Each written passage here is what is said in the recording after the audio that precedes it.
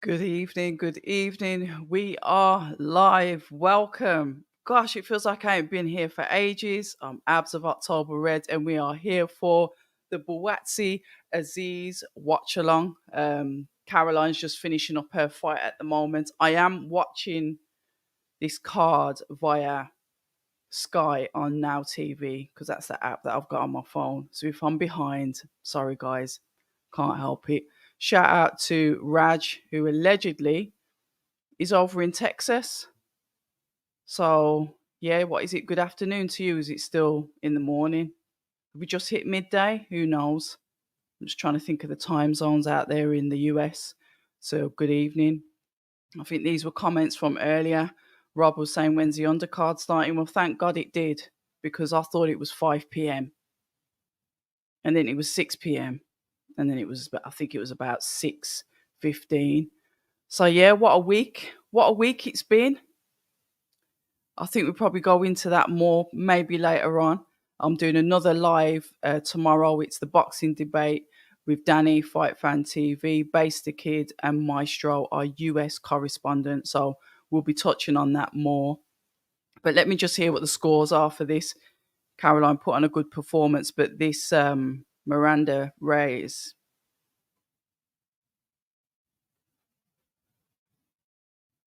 Yeah, this Reyes was a good, durable, tough opponent. I think these are the type of fights that we want to see Caroline in. This girl was definitely no pushover at all. And also, congratulations to Jamie Takivi as well. He's come back off a loss. He's come back off the durable Dovchenko. We saw that he stopped Matty Harris. I think it was in round 4. And Jamie Takivi went the distance with him. I think it was 58-55 on the scores. Went the full 6 rounds.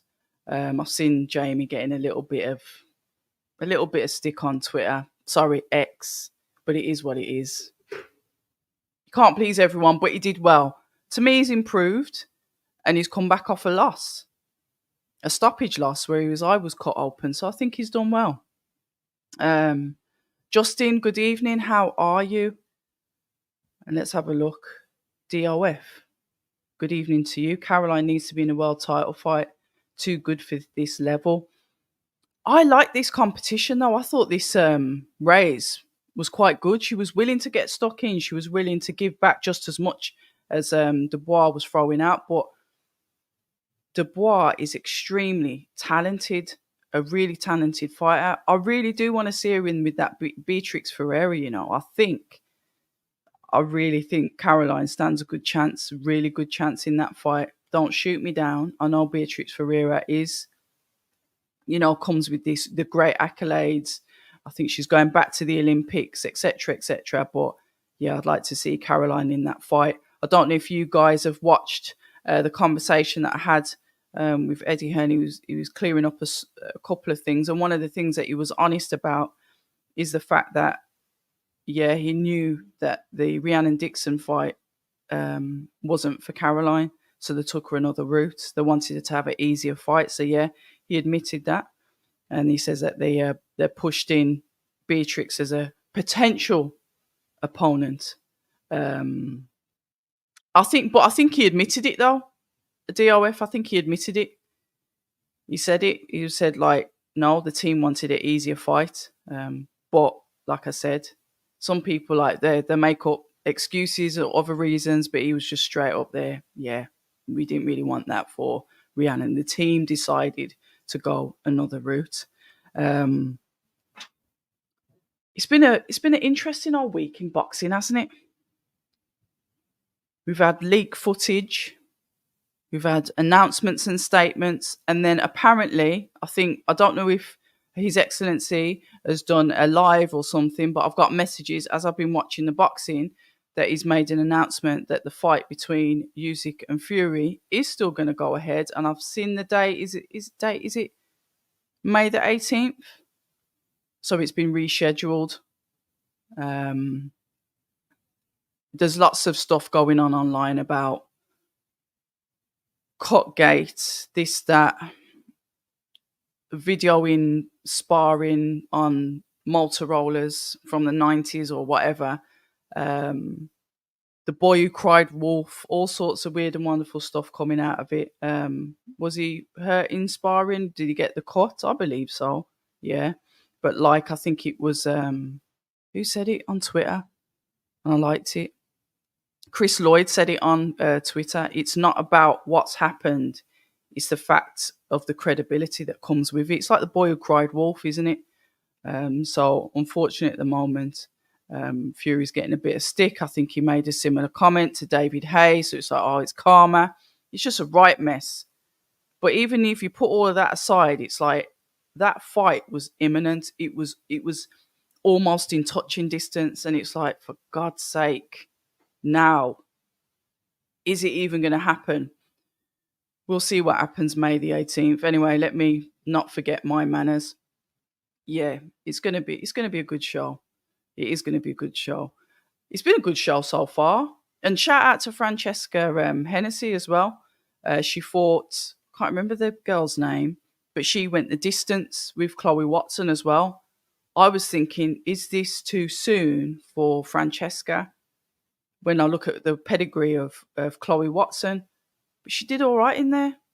She really did all right in there. So I'm looking forward to her future, to be honest. Um, watching, okay. I'm not doing the two shows. I'm not doing the DAZN one. So please feel free to give us updates in the chat about what's happening on the DAZN show, because they've both started now. I wouldn't mind knowing how Johnny Fisher's getting on. I think it's Khalil Cole on there as well.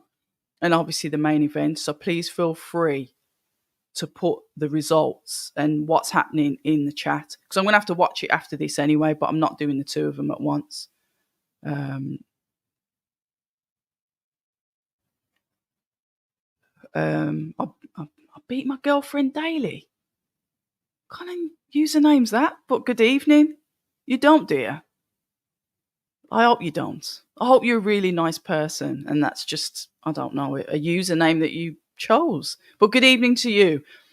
Frank saying that he'll sue Catterall. Yeah, I've seen that. What was he saying? Defamation of character, is it? Is that what he's going down? I only saw a brief bit. I think, was it with Boxing News?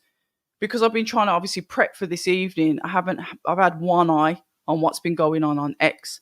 So I haven't seen all of it. But from the gist of it, from the clip I've seen, it looks like possible defamation of character. I don't know what Adam Catterall's done, because I haven't seen what he's done. But yeah, Frank's onto him. You already called him out of one of his shows anyway, didn't he? It's one of them, isn't it? Our people, it's one of them. The jury's out with me. All I care about is the fights happening. He said, she said, who's to blame, who's lying? It doesn't matter, does it? At the end of the day, we're not getting the fight on the 17th as we wanted, because obviously Fury's injured. So it's one of them. Let's have a look. Fury was very specific about what he said to Hay. Said he used a specific type of... Oh, he mentioned blading. It's like when drug cheats accuse others. Okay. Interesting. I've seen a few people kick off on the internet about it, but I think David Hay made a response and said, yeah, I'm aware of what he said about me, and I didn't like it. And I wonder, one day I was thinking this is going to happen to him, but now that it has, I'm not comfortable with it. So I think obviously him as being injured, kind of, even though it's karma, it's like, well, still don't really want to see that happen to anybody. So I think David Hayes responded to that.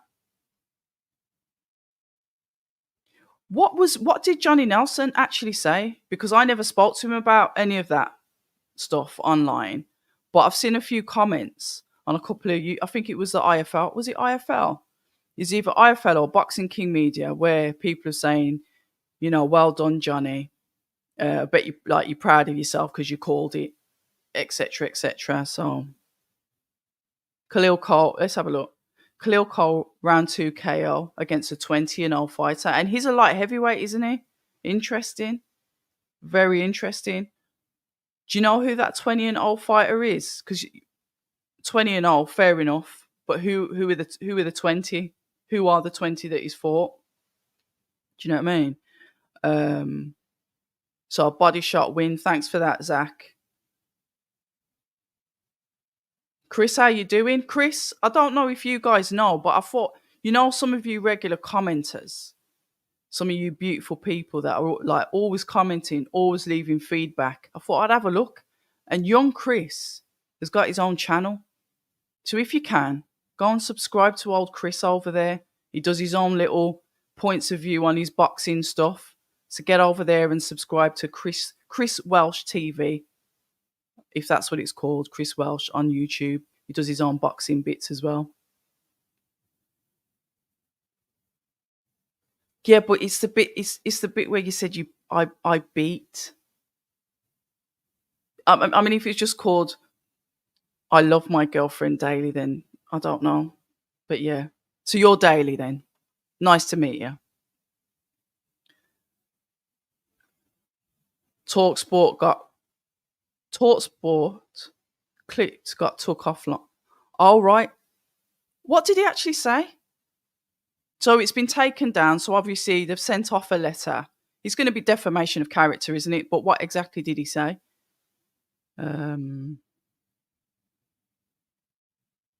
Right, he cast out on Fury on Talksport, and it's been taken down. Fair enough. I'd like to relax, but I don't think I will. You said David Hay bladed himself. Bloody hell. Apologies. It's just his name. None of this messing around with fancy. Hey, what's wrong with fancy names? Leave us with our fancy names, will you, Chris? Malcolm. Good evening, Malcolm. How are you? Tyson must have hired a makeup artist that work on the promo. He's going to get it, isn't he? He's going to get it. You know what I really find odd? And sometimes it's the boxer card order. I mean, Ben Whitaker's got a lovely outfit on, but I would say that because it's Adidas. I'm surprised he isn't Cole Main, but Adam Azim is. But that's a belt, though, isn't it? Yeah, fair enough. Did you see the opponents that his opponents fought? I think Dan Azeez fought him the other day as well. I don't know about the matchmaking. I kind of leave that to the experts. But that's down to them, isn't it? Oh, 10th. Okay, so he's lost 13. No, he's building him. I like Ben Whitaker, though.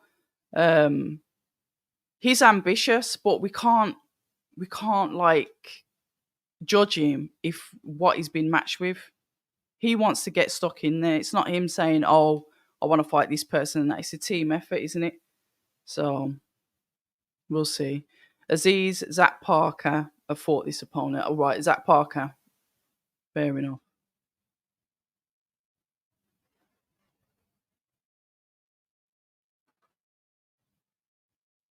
What's going on with this ring walk? Has he got bell bottoms on?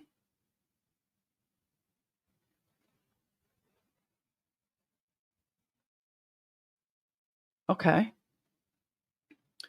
Good evening, Red. Hope all is well. Trying to stay positive today for today's event after the full. Yeah, I think everybody's raving on about it, but it is what it is. Apparently, it's happening on May the 18th now. So we'll see. Dan, how you doing? I'm all good. How are you? I'm just trying to make head or tail of this entrance. But that outfit, Ben Whitaker's outfit's cold. That's a beautiful design on there. What do we think about? I know this is totally off topic now. What do you think about Lewis Hamilton going to Ferrari in 2025? I'm thinking about changing from wearing Adidas to Puma now. Because the red. So I'm thinking about switching and start wearing like Ferrari Puma and stuff. Yeah, I do watch F1. Not as religiously as I used to. I'm more religious on the boxing now, but I used to watch F1 a hell of a lot. So yeah, that's just a bit of a random one. Let's see how long it takes to dispatch this chap then, because theoretically, you should get him out of there. Jonah Goodman, good evening to you and salute back to you as well. He looks like he's lip syncing. I suppose it must be a bit nerve wracking because I don't know who he is, but I'm not down with the kids. Well, I'm sort of down with the kids, but I haven't heard of him. I don't know who he is. So, yeah. But I tend to go for like, I'll listen to the music first and then I'll try and catch on to the lyrics after. Skyliner. He just doesn't care. Special talent. Just hope the showboating doesn't cost him his boxing career. He'll be all right. He'll be all right. I think that's just who he is. He does that, doesn't he?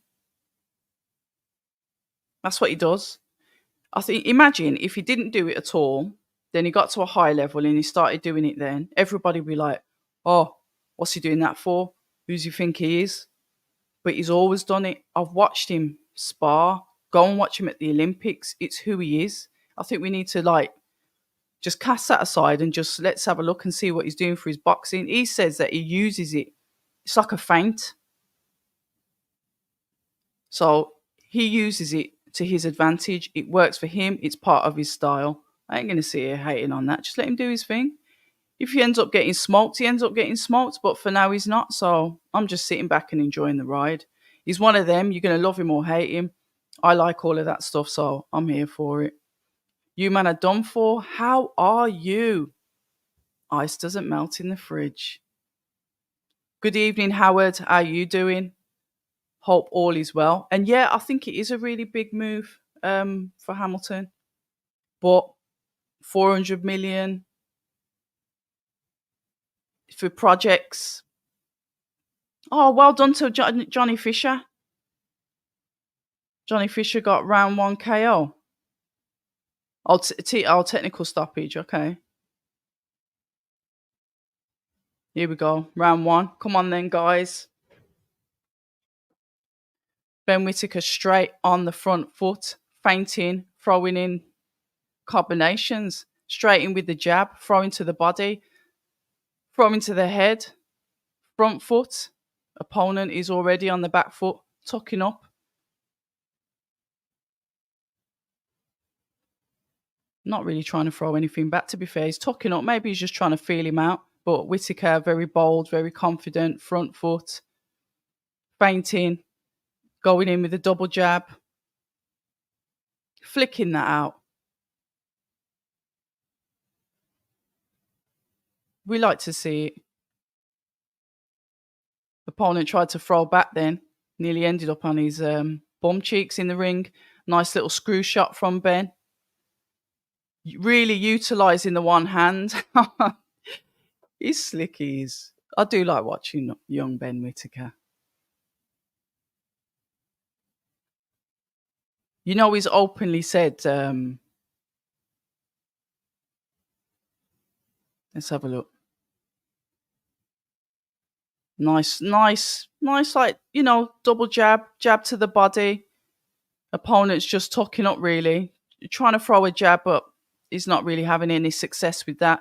Ben's really making the most of his long levers, doubling up on that jab, and he's landing as well. I reckon we might see some blood through his opponent if he keeps on peppering his face like that with those double jabs. Double jab and then to the body, uppercut. Opponent counters back.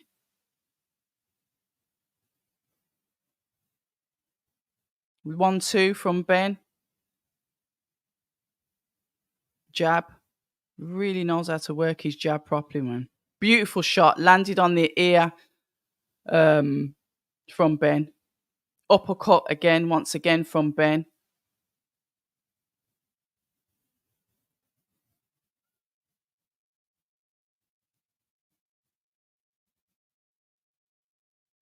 There you go with a whipping hook once again from Ben, front foot. This fighter's got no answer. Up screw shot again.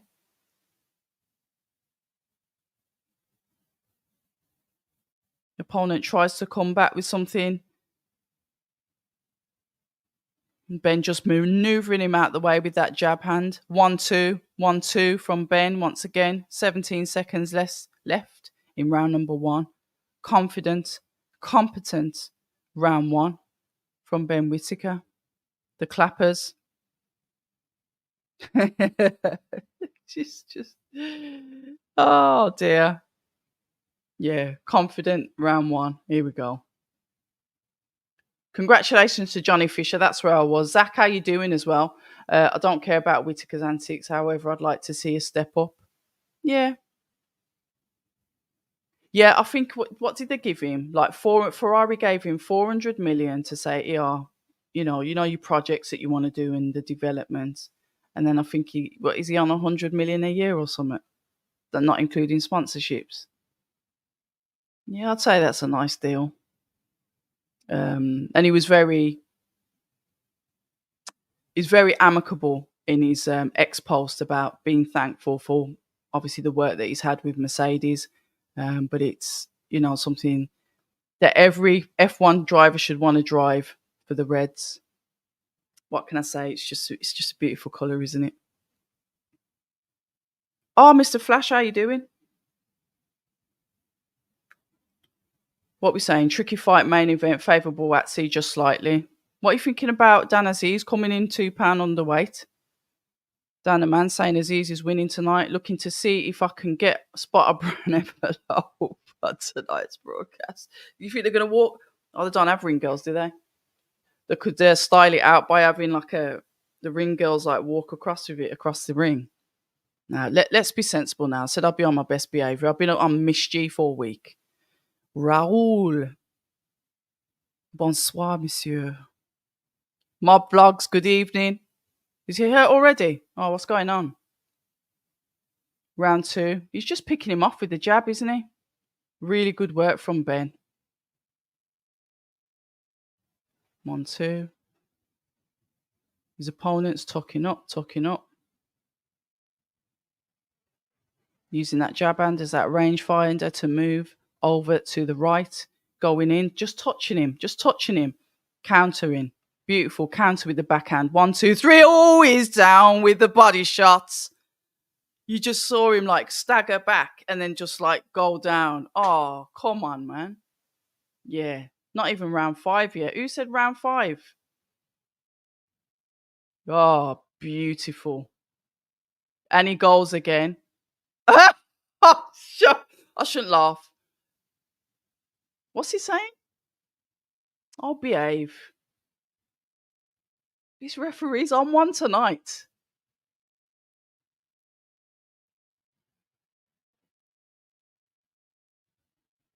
To be fair, I'm listening to the comms. And the same part of it is just to antagonize his opponents. Yeah, that's what he does. It's not. Anyway, whatever.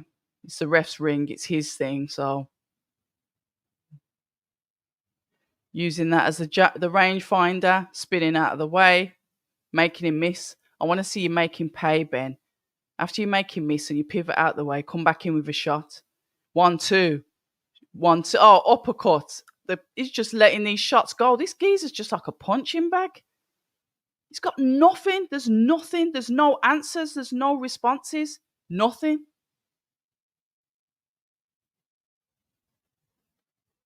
God, this is very one-sided. We've got just under 30 seconds left of round 2. When he makes it easy like this, and this is the thing, because he makes it look easy, he's susceptible for more criticism.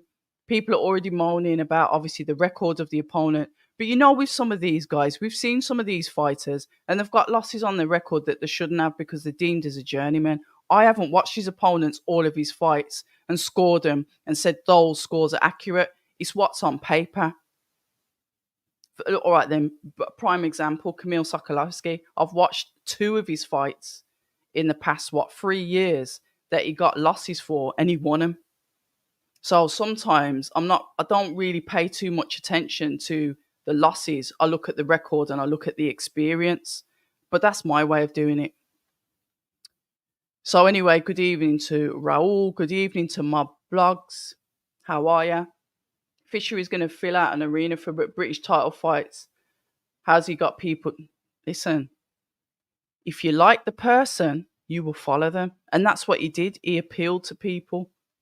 And it's the same kind of thing that Chris Billam-Smith's doing with the Bournemouth crowd. If you appeal to your local fans, they will follow you anywhere. And he's got some loyal fans. And he probably will.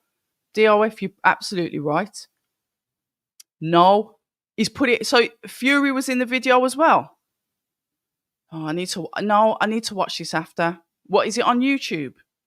Put it in the chat if it's on YouTube. Yeah, one-sided fight here. The thing is with his opponents, he can't find the range. Whitaker is just in and out of range, hitting him at will. And when his opponent tries to come back to him, he can't get in range. Very, very one-sided. You see when he's trying to fire back, he's just missing him by miles. Yeah, it must be so frustrating. So you're saying about the £2, it's showing that Azeez coming in, mega shape, trained hard, and really wants his fight. Okay, that's one way of looking at it. Fair enough, Mr. Flash. Turkey isn't playing with his investment. Well, the promo, the videos. He's the type of guy. He's the type of guy, and I have to say it with respect. You know, and I know that if you enter, he smiles and he's happy, and he loves everybody and he loves the sport. But you see those people that are always smiling, don't cross them. So when you're saying he's not playing with his investments and any boxing event attached to his name, yeah, I don't think I'd be playing with it if I was peeling out millions and putting on massive events. And then I'm hearing that, fighters can't attend for legitimate reasons. Yeah, I'd be pissed as well. Mercedes can't give Hamilton that record-breaking title. And we know that there's been issues with the vehicle. And he's mentioned to the team, we need to do this, we need to do that. We've had engineers shift over from Red Bull, which has got the magical car at the moment and whatnot. And I don't think the communication was there with Mercedes anymore. Beautiful uppercut. And his opponent comes back with a counter shot there. Another uppercut from Ben. Another uppercut. He's uppercutting at will at the moment with left and right. His opponent got into range for the first time. That's the first time I've seen Ben clinch. Pushes him off. Sticks out that jab hand to go to the body. I think his opponent's now started to get in range, but still missing the shots. But in better range than he was before. Happy that he wants to take the shots from Ben to close that distance. Got 10 seconds left, guys, in round number 3. I think it's pointless scoring this at the moment because it's very, very one-sided. But that's credit to Ben Whitaker. Right. Yeah, there's all sorts. So we'll see what happens. We'll see how his future goes with Ferrari in 2025. But you know what? I think it's going to be crazy watching him drive for Mercedes for one more year. I know I keep on switching sports, but that's been a hot topic on the X as well. Let's have a look. My vlogs. I got Joshua Buatsi winning. I have to back my Ghanaian brother. Neither can Ferrari, you reckon? Mercedes will challenge for a title without Hamilton. His ludicrous wages affected No. Verstappen. Max, is that you? Is that you, Max Verstappen? Hey, Metalbox J, you good?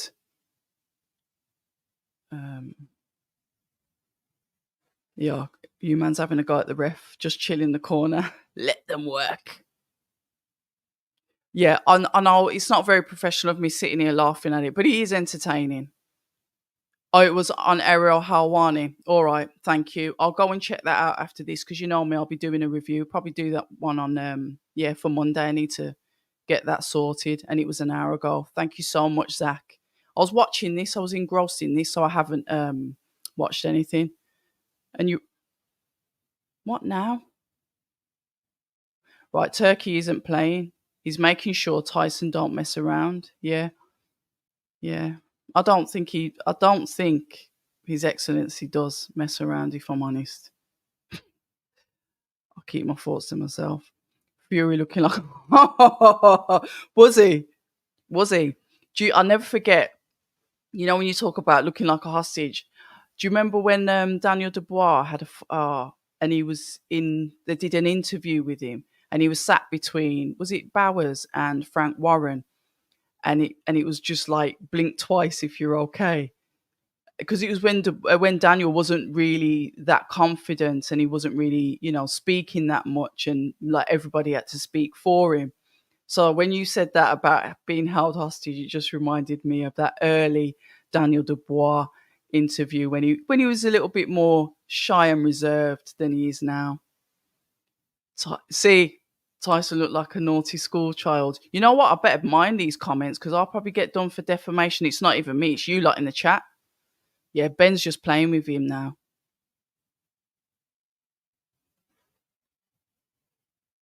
What do you do? Oh, Turkey's going to give us the fights we want, no matter what. Yep. Even if he has to turn up to your house and take you there himself. Send in the boys, get in the car. You're fighting now. Thank you, Metalbox. Please ask him what has happened to Felix. I forgot about Felix, That's a good point. Yeah, I will do. Hopefully. What? Flipping hell, sorry. Gradazzi was letting his hands go then on Ben, sorry.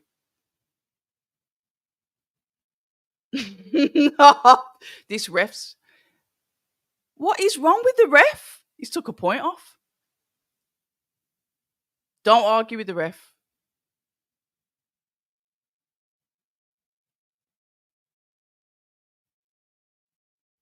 It's his last warning. He needs to be careful. You don't try and. How frustrating is that? Just calm down. He's not doing anything that's against the rules, is he? And somebody correct me if you've got the book of boxing rules.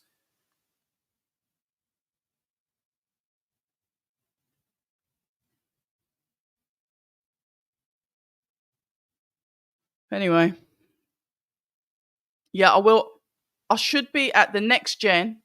I should be at the next gen press week in London. So I'll be back out, and I must remember. Just tweet me or X me or whatever it is, just to remind me. I should be there on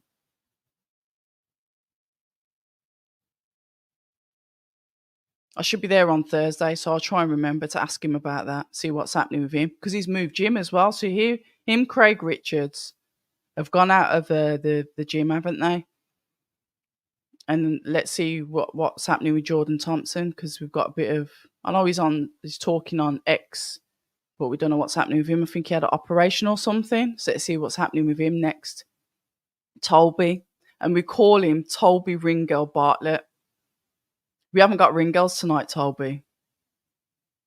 We're not watching DAZN. We're not watching Matchroom, so there's no Ringels tonight. So you're just gonna have to put up with me. Hope you're good. And he's doing a lot for boxing. We can't.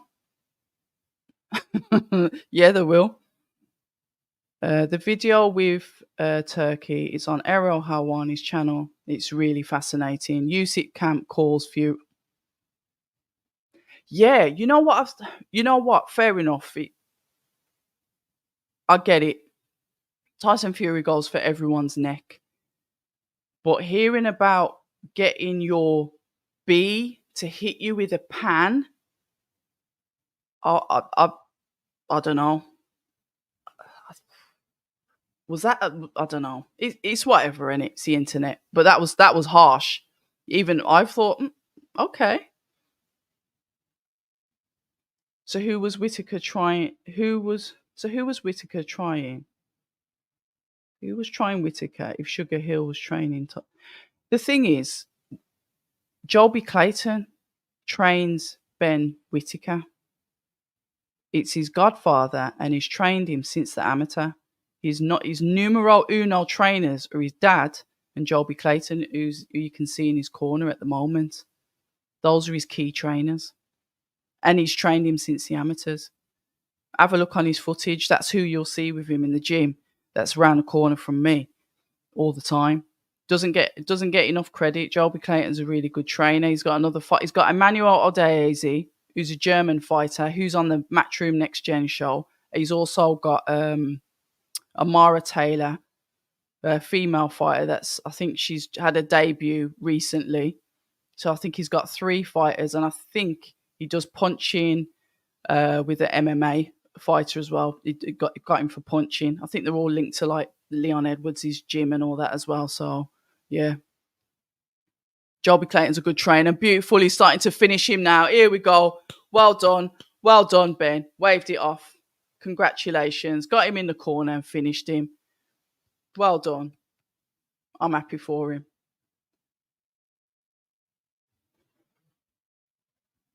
Look at Chris Billam's face. What do you think they're going to announce? The CBS Richard Riakporhe fight? Because we can't see Lawrence Coley, can we? Good evening, Raymond. And thank you, Raymond, for commenting on us. Oh, yeah, we hit 7K. What am I talking about? We hit 7K. That's thank you to you lot. And if you haven't subscribed and you're just here for the bants and that, hit the subscribe button. It all helps. But we hit 7K. I'm really happy about that. December 2020, I started this channel right here in my dining room. And now I'm going everywhere, all over the UK. Not abroad yet, but I think I've done quite well. Self-funded, self-made, 3 years, going into year 4. But thank you to you lot for subscribing as well. So it's like a 7K party. So thank you. And yeah, Raymond commented on that. So yeah. Have you seen his interview on MMA Hour? No, Toby. A couple of people have mentioned it. I'm going to go and watch that later. When I'm in my nice onesie, just before I start snoring, I will tune into Ariel Halwani. I really want to get His Excellency on my channel as well. I'm not sure how that will work, but I'd love to sit down with him. Dillian, I don't know. I've asked what's happening and I'm not getting any response. That can obviously communicate. It's just like hang fire, hold tight, wait, blah. But I haven't got anything that I can give back to you guys, unfortunately. You think so, Malcolm? Let's have a look. By the way, October, I'm going to tell Derek Chisora what you said about guys with patchy beards not having testosterone. That's fine. Derek Chisora already hates me, so it doesn't really matter. It's absolutely fine. But one thing I will say about Derek Chisora is he's very helpful for the young prospect fighters. He gives them a lot of real good advice. He does. And I probably would say that to his face. I might run off, but I would say it.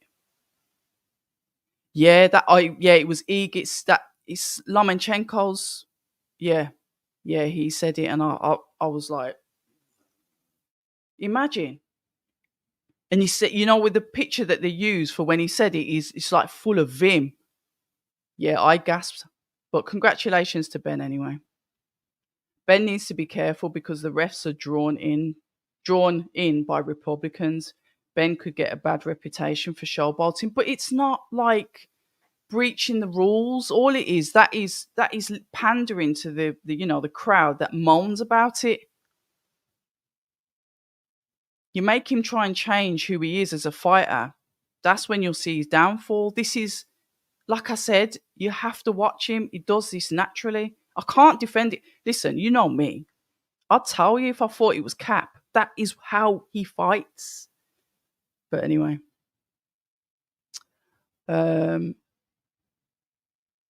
Oh, you man. I can't believe you've done that to me. That's not a nice thing to say, is it? We need to be positive here. Yeah. Good one. SR, good evening. Good one for sticking it on Johnny Nelson. He needs to stop being Yeah.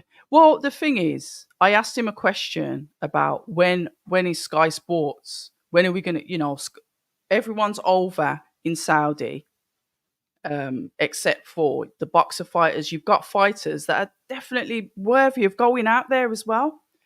So he started bringing up like examples of other people and possibly like trying to skirt it around domestic rights. So I let him waffle because that's what he was doing to try and distract my memory from the question I asked him. But I was like, no, all right, fine. But when are you going to go out there? Are you going to go out there? And I still didn't get a direct answer. It's just like, well, if the promoters don't like boxer, it's tough because now Scott. Nobody said anything about nobody not liking anybody. It's like, are your fighters going to go out there? Frank Warren and Eddie Hearn were at each other's throats. Now they're sat at table practically. They, like you said, they're going out for dinner together. So what on earth has it got to do with nobody not liking each other? Because His Excellency takes all that away because he slaps the money on the table and says, "Shut up! I want this, and this. Deliver it." And everyone just has to sit there quietly. That's why I've called him the puppet master, because he's controlling what everyone's doing. Ben Whitaker, he could be out there. Richard Riakporhe, why shouldn't he be out there? They've got fighters that can go out there. If they open up the doors for female fighters, Caroline Dubois, she's another one that could go out there as well. Meh. Buatsi by unanimous decision is okay. I'm waiting to see somebody saying Buatsi stoppage. I don't think he's cringe, Raul. I like him, but Raul thinks he's Raul. People are going to agree with you, aren't they? And that's the thing. I don't want everyone having the same opinions on here. We all need to have different opinions, and that's what makes our channel interesting. Aegis pulled a gangster move from Mr. Flash. He said Fury is so petrified. I'm a disrespect. Oh yeah, it was cold. That was very, very cold. Cold. That was cold. No, he doesn't. He doesn't. But you know me, I don't care. It's not a popularity contest, is it? Congrats to the 7K. I know you have. You've definitely been here from the start. I really appreciate that. Red, if you could get that connection with His Excellency, he'd love you 100%. Maybe Eddie could get you a connection. He really likes how you interview people. Yeah, we'll see. We'll see. You know me, I'm not afraid to ask a question. That's definitely something that I'm not afraid of doing, asking the question, but it's getting there. You have to understand that. And I think somebody pointed it out in what conversation was it? I think it was the Johnny Nelson one. Somebody says they can see why people avoid speaking to me. And I don't know how he guessed it, but he is right, because some people don't want to speak to me because they know that I'm going to ask uncomfortable questions. But it's only because I'm trying to learn. It's only because I'm trying to understand. And if I think something doesn't make sense, I need you to explain to me why. Like when I asked Eddie Hearn about what happened with Caroline, like when I asked Johnny Nelson, why aren't boxer fighters out in Saudi? Because if I want to know, if I'm thinking that, then surely to God, you guys are thinking it. You guys want to know. At the end of the day, I'm a boxing fan just like you. You guys probably know more about boxing than me. I'm learning on the job. And by that, I'm going to ask questions. And maybe those questions are not things that people necessarily want to speak about. I get that. And I understand that that will come with criticism. I think somebody commented and said that I was a bit harsh on Buatsi, blah, blah, blah. And I said, I'm sorry you feel that way, but I'm still going to ask the questions I ask. Let's have a look. If the Saudis get... Listen, that ain't happening. I think I can tell you that for free. Look, anything's possible, but I can't see that happening. I need to sort it out. It's kind of sat there dormant. It's kind of sat there. It's things like that I don't really concentrate on, because all I'm concentrating on is obviously creating pretty thumbnails trying to get conversations, editing my videos, uploading them on here, trying to do clips for IG, and obviously attending gyms and trying to attend as many matches as I can do. So I'm juggling. I do everything on my own. I don't work for anybody. This is like my hobby. Like I said to you in the beginning, it's a hobby that's like spiraled out of control, and now I'm juggling plates. So when it comes to that stuff, I need one day eventually I'll probably have a team, but I've got trust issues, so good luck with that. Whitaker is bringing life to the game. When Azim Hamid was boxing, it was actually entertaining and skillful. If you're going to box for a living, you may as well have fun doing the job you like. I couldn't have said it better myself. And I'm going to leave that on the screen. I'm going to leave that on the screen until somebody can come up with a better comment than that. It's almost like us boxing fans, we're just the most fickle people on the planet. We're very Marmite. It's like you can do the slightest little thing that will irritate us. And I know because, like I said, I'm a fan as well. So little things do irritate me when it might not irritate other people. I get it. But this is a sport. This is the sport. So we got Azim up next. He's being pushed a lot. I like his young. I think it's his older brother actually, who was out with injury, but he's also in the McGuigan's gym, and he'll be coming back soon. I like his older brother, but he's been out the mix for a minute.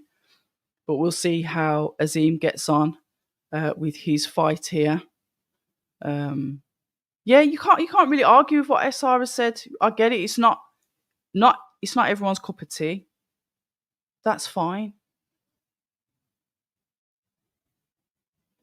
But the thing is, we get so angry over things that are out of our control, and they're all getting paid, and we're just sitting here arguing with it. Can you imagine? Like you're arguing with strangers over somebody that you don't know, doesn't know you, probably doesn't really care about you, over something you've got no control over, and you're not getting paid for it anyway? Don't you think that's pointless? Debates are good, but some people take it to like the death, and it's like, wow, it's really not that deep.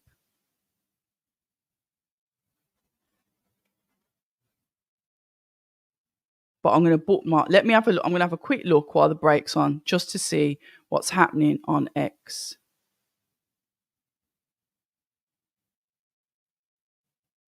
Let's have a look. Right, yeah, 18th of May. Everyone's put that out. Yes. We can see that. Anything happening with the DAZN card? All right. Oh, that's good. Guys, you didn't mention that. Beterbiev Bivol, June the 1st.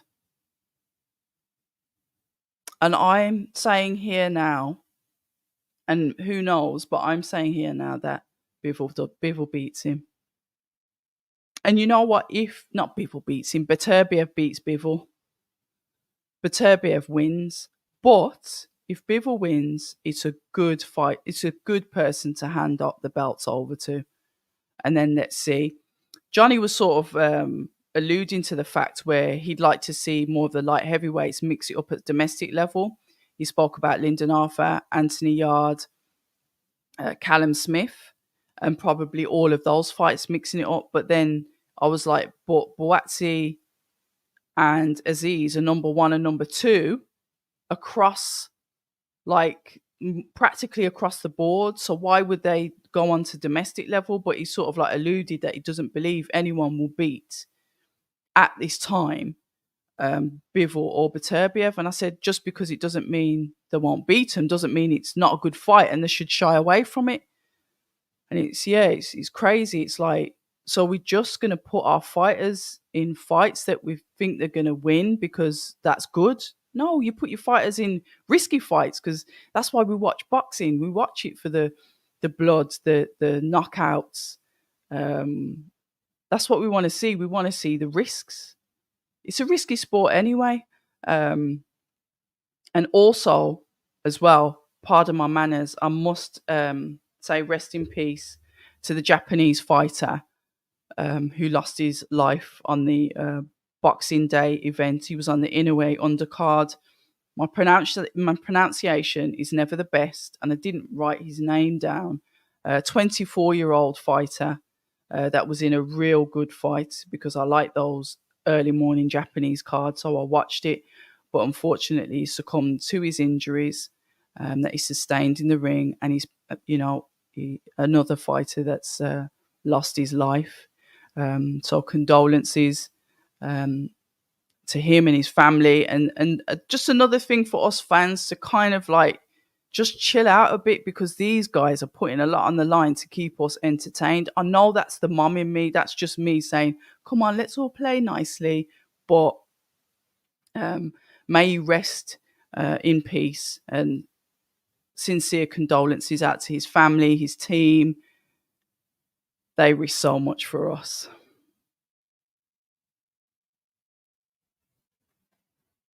Let's have a look. Hold on a minute. So Amo's up now. Amo's the one that walks with the dog, isn't it? So he's up fighting now. Um, and it's 100%. It's not just about skill. It's the entertainment. It's the entertainment business.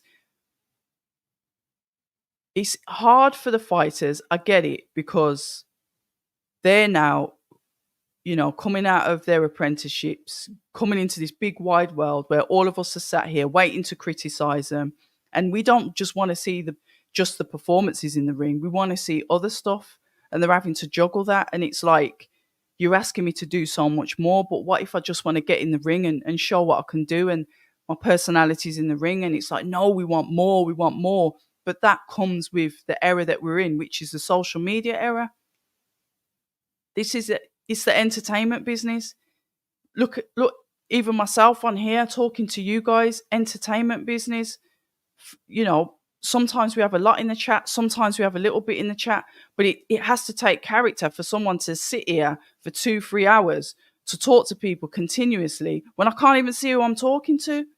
And the fighters, albeit their job is 10, 100, 1,000 times harder, they've got to juggle all this. And I think some of them struggle adapting to that, or they're not really about that life. But we're greedy. We want so much more, don't we? I know I'm greedy. Lineal world champion in the house. Oh, you two are going. You think Bivol wins? Yeah, we've been having this debate actually. I'm Beterbiev. And I've got, Raja said I've got Buatsi KO round 9. Ooh, Bomber Clark Boxing. I like that name. I just feel that I can say it with ease because it's your username. It's a word I often use at home when I'm frustrated. That and the R word. There's going to be a robbery tonight. Azeez will get you. You're that confident that you think he's going to get robbed. Oh, Lotto. Can everybody give a round of applause to Lotto? He still didn't give me the numbers. I know he's making peas without me. I know he donated that £10 that one time, but I want more. Not donations. I just want the Lotto numbers. But everyone shout out Lotto. I just hope Whitaker keeps the same energy. He will. He will. Win, lose or draw, he will. Because it's not an act. It's who he is. Right, here we go. Back to the light heavyweights. Top 15 opposition for Whitaker now for me. No excuses. He's electrifying and explosive. Well, that is down to his management team, which I believe is 258, and obviously Ben Shalom. I think if he was to go over and fight in Saudi, they'd match him hard. Oh, yes, of course. See, I remember him more out of The Predator because that was more my type of film. So I remember him as Arnold Schwarzenegger's mate in The Predator. But yes, he was in Apollo. He was Apollo Creed in obviously Rocky. How do you know who's going to win? How do you know who's going to win? That's BS. Nobody gave Buster Douglas a chance, but he beat Tyson. I think, and I will refer to my new friend, and if you're listening to this, I'd like to say a very nice hello to Henry Okoli, my new best mate. Actually, he might be at the fight, so he's probably not watching this. He said we need to stop giving people fake wins, which is exactly what Toby's just said there. Toby Ringel Bartlett has said it. Stop giving people wins and they haven't had the fight yet. But we do that, don't we? It's like we've got a risk assessment in our brains that says, "Oh, based on this, based on that, I believe but we all forget the one thing that sounds so cliche, but it's so true, and it's styles make fights. I do believe chatting boxing with Yemi Babatunde. I do believe that Caroline Dubois, Fran Hennessy, and Lauren Price are the few. How dare you not mention? How dare you not mention? You've missed somebody off there, Yemi. You've missed Caris off. Caris is a good fighter as well. Adam Azim and Ben Whitaker and Johnny Fisher, if he goes far, are the future of British pay-per-view stars. I think, yeah, yeah. I won't argue with that. Where will Johnny Fisher go? He's carefully managed, isn't he? He's carefully promoted. I did like the fight that he had on AJ's undercard. I thought that was very good. But let's see where they steer Johnny Fisher. Let's see where they steer him, because he's a massive ticket seller. He draws fighters like that. You manage them well. You want to keep that, because he's a source of revenue, isn't he? He's an income source. So as long as he's winning, the income will continue to come in. So you got to be careful with matching fighters like that. You've got to be strategic. I'm not saying that you can't go up levels, because there's one thing about Johnny Fisher: he'll scrap, he'll fight. He's definitely a fighter. I don't know where his ceiling is. I never really like to predict that for any fighter, but I do believe, because of him being a key revenue source, I think that he'll be managed carefully. Yeah, that's a good name. Yeah, Ring Girls, I know. Yeah, Action Jackson. You think he outboxes Arthur? I've watched both of them for a very, very long time. I should be commentating on this, but I might skip this one and wait to the main event. I've been watching both of those fighters for a very long time, and I know styles make fights, and I know, you know, Artur Beterbiev has been touched up, dropped, face split open, and he always finds a way. He's very intelligent and he's got good feet. I know everyone talks about Bivol's feet, etc., etc., but Beterbiev's got very good feet as well. And there's one thing about him: he's able to calculate and look at you and download that information and decide where he's going to hit you. And when he comes at you like a rash and you don't know where those shots are coming from, and the shots that he's hitting you with are powerful, remember, he stopped all of his opponents. But we're back to styles make fights. Nobody knows what's really going to happen. I'm just giving you my 50 pence worth to tell you why I believe that he can win against Dimitri. If Ben, good evening. How you doing? And yeah, he is an exciting fighter. He's a scrapper. It's still going on now. My blogs, I should be commentating on this. It's only round one.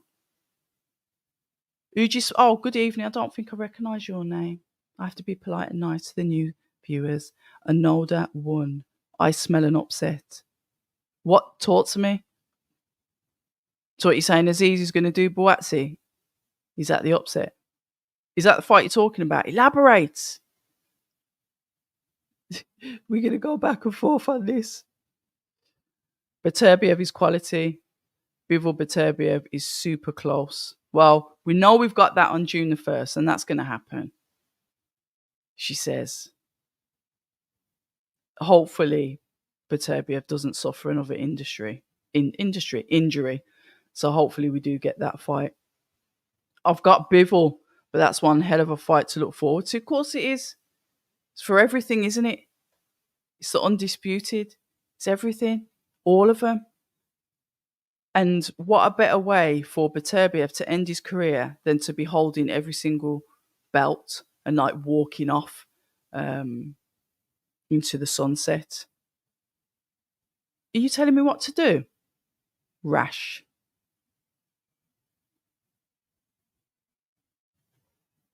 I think I won't bother now. Let's have a look. I'll start from the next round. Mr. Flash, honestly, Bivol versus Beterbiev is razor close, but I do believe Bivol has got the slight edge. But one thing is for sure, we will know when they fight. Hopefully, it happens this year. Apparently, it's June the 1st, Mr. Flash. Hold on. Virgil Hunter's talking. Yeah, no injuries. That's what we want. Rash, I'm joking. For his age, Beterbiev is in amazing condition. He is, and he's an amazing fighter, and I think that we need to give him more credit for it as well. I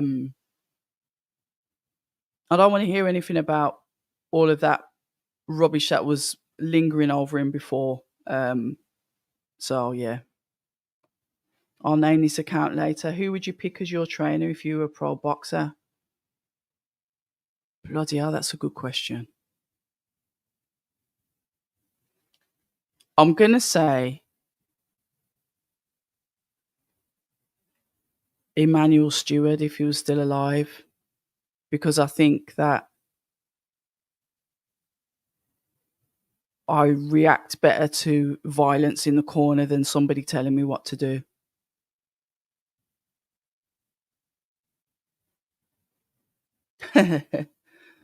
Buddy McGirt, I've got a lot of time for him. He hasn't really been in Buatsi's camp this time either. So let's see how that fight goes.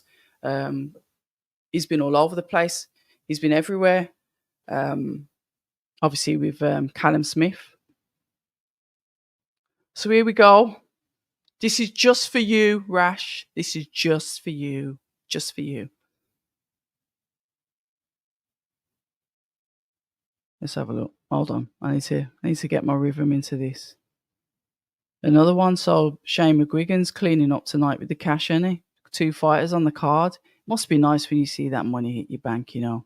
Nice little cheeky hook from Azim. Nice, lovely finding the angle there. We've got under 2 minutes left. Paulson's there trying to come in with the range of shots. I'd say Azim's confident with his range. Yeah, good range from him. Finding the angles.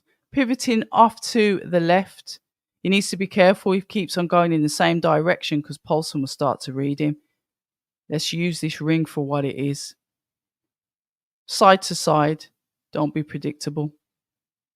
Keep him thinking. Keep those feints coming in. Paulson's not having any joy trying to get into him, though. Nice 1-2. Oh, careful. Nearly got him on the back of the head then.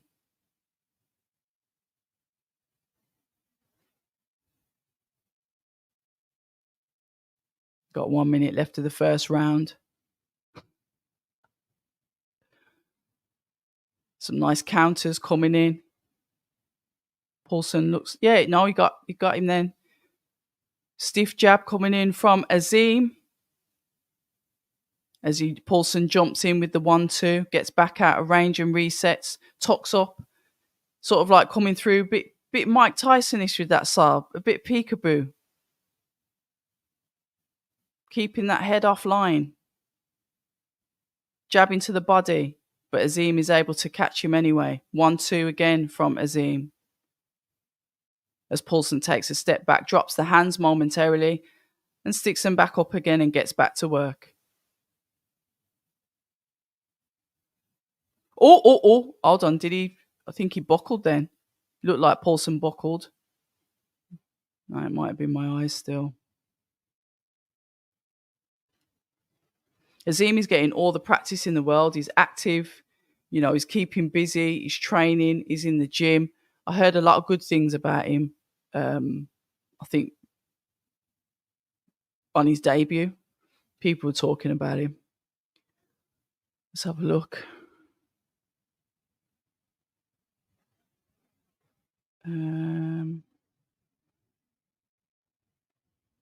All right, so you're saying it's Azeez that's going to cause the upset. What is next for Okoli? I don't know. Give me a crystal ball. I don't know. God knows.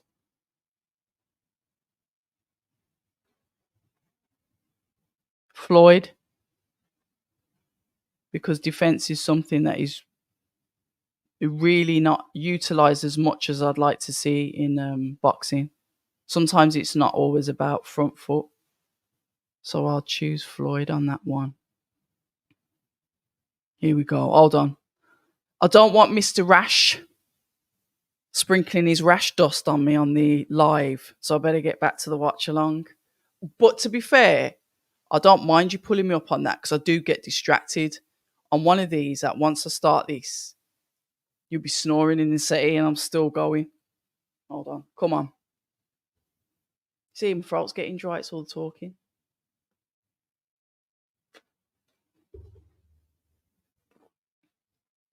Once again, Azim takes the centre of the ring. What was that? Little double hand, trying to do a double hand punch, was he? What was that? As he jumps in and throws a left hook to the body, the 1-2. The 2 round the back of the guard. Throws out another shot, misses him.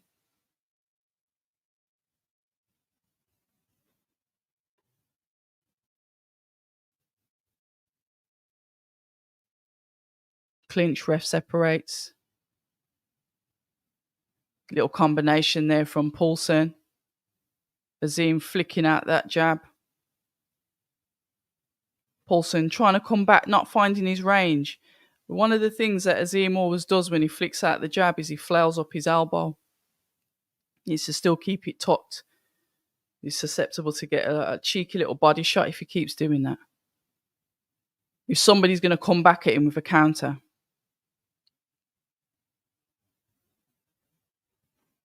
Even in saying that, he's dominated the 2 rounds that I've watched.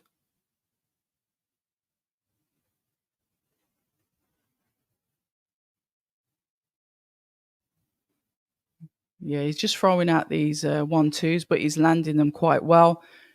And also using the jab hand as a rangefinder, walking on the back foot now as he pushes back into the centre of the ring. Paulson throws and misses.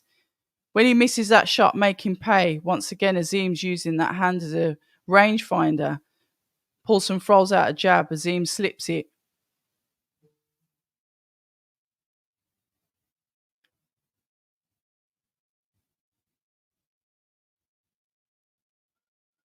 Azim throwing out a couple of shots there. Paulson manages to slip him. Back into the rope, slipped another couple of shots.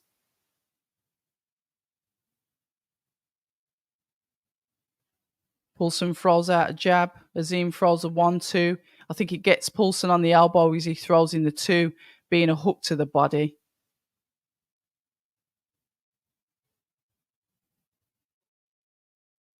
Ten seconds left in round number 3, guys. Right, I've got Dan Azeez. Ring Girl says I've got Dan Azeez by split decision in the main event. In the prediction league, I like that. And Nick Harmer's got Joshua Buatsi. So the old boys have got the got the winner. Unless it's a draw. I don't want to see a draw. I want to see someone get sparked out. And I didn't even want to see this fight. But it can't, listen. Does anybody want to see a points win tonight? Because I don't. I like both of them. But I want to see someone get stopped. Good job, gal. Good evening, James. That question, I won't answer.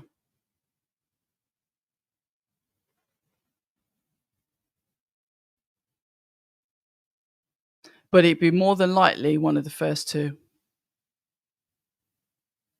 So out of them 2. Right, if Bivol wins, that's Beterbiev and Canelo on his CV. Yeah, fair enough. Gold type. Yeah, you can't argue with that. But like SR said earlier, outside the ring, no viral interviews, no controversy. So we'll dismiss him in the convos. And it's true. And if you're like, you like boxing like me, I still gravitate towards those because I watch Artur Beterbiev, Dmitry Bivol, Israel Madrimov, Jalalov. I watch all of their videos because I like the way that they train. I I've said it a million times. Their way of strength and conditioning training, endurance training is brilliant. Definitely brilliant. And I just love watching it. No, I don't train exactly like them, but I use some of the methods that they use. Like I said, I use the steel, the kettlebells, the clubs, the mace. I run, and it's body weight training and stuff like that. So yeah, that's the type of training for me. I'm not into all this high tech gas mask, all of this. I'm not into none of that. Get out on the road and run in the cold, whatever the weather, run and use your body weight and work on explosive power. Shadow boxing, just basic stuff.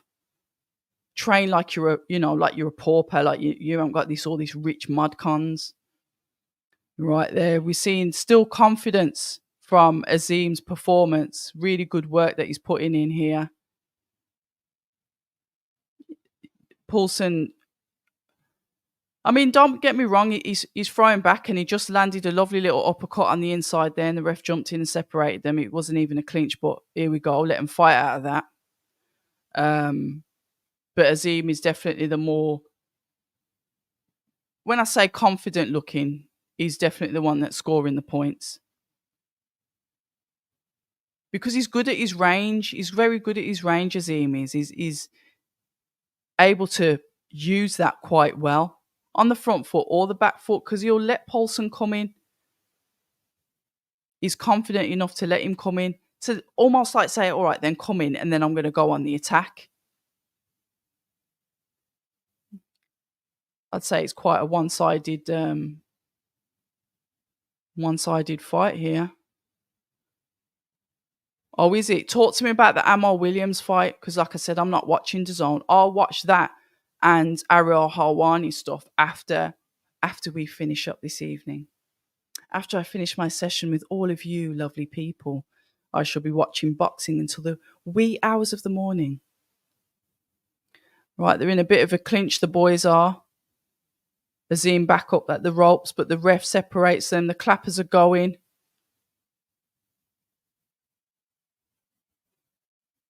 Can hear Shane cheering his boy on, clapping for the work that he's done. It's quite one-sided. So yeah, talk to me about what's happening with Amal Williams. My red heart, mate. I ain't reading that. Where the hell's Mr. Where is AP? AP and pound for pound Jack? Where are they? They're usually here. I'm disgusted. If you lot are listening, you haven't even said hello in the chat, you're a disgrace. An absolute disgrace. Have you interviewed Azeez before? Oh yeah, loads of times. Have a look on the channel. You can literally go to my videos and then you can search. Yeah.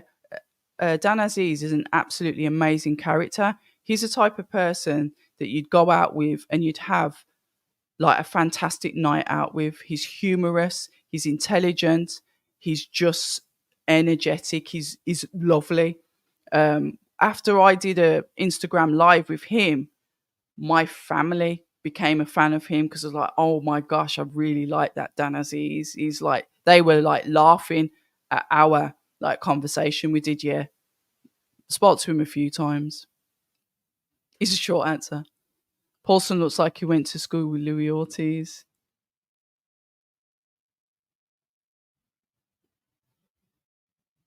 You saying he's a bit older? Tonight we see if Buatsi has a chin. Yeah, because Dan Azeez is relentless. Relentless. I think that listen, there's more on the line for Joshua Buatsi than there is for Dan Azeez. If Dan Azeez loses, it's not as harsh as if Joshua Buatsi loses. I don't care what anyone says. You know, when was Joshua Buatsi a British champion? Yeah. All of these things come into play. Yeah, he's getting paid and yeah, whatever. All right, a loss is a loss, but I would say Joshua Buatsi's got more to lose. Azim's got nice head movement as well. He's able to move out the way and evade a couple of shots. Yeah, that was a little bit low, but we'll get over that. It's cool. He was on his hip. Nice little body shot there. The hook that's coming in from Azim. Yeah, Paulson's just, I don't know, he's here, but he's just not really here, is he? Maybe he's dangerous when he gets on the inside, but This is Azim's fight. He's totally in control. He's almost hitting at will, pushing Paulson back a bit, but Paulson's still confident to come forward when he needs to. And the thing I like about Azim is he's quite versatile. He can fight on the front foot or the back foot. He's comfortable to do that.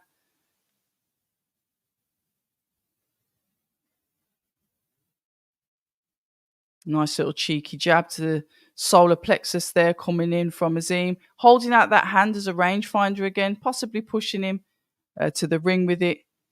The ref let that slide. Nice 1-2 with the backhand from Azim.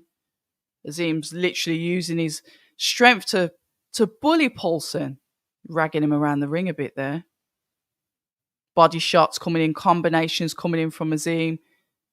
Nothing too much to say that Paulson's going to say retreat from it, though. What was that?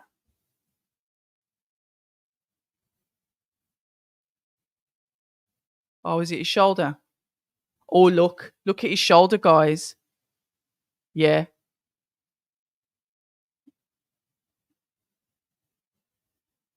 Yeah, look at his shoulder. Oh, that's disgusting. That's come out. That is. Maybe he needs some castor oil. How old is he? Some who said he was like Ortiz. Yeah, he was a nude. So you might be right, love.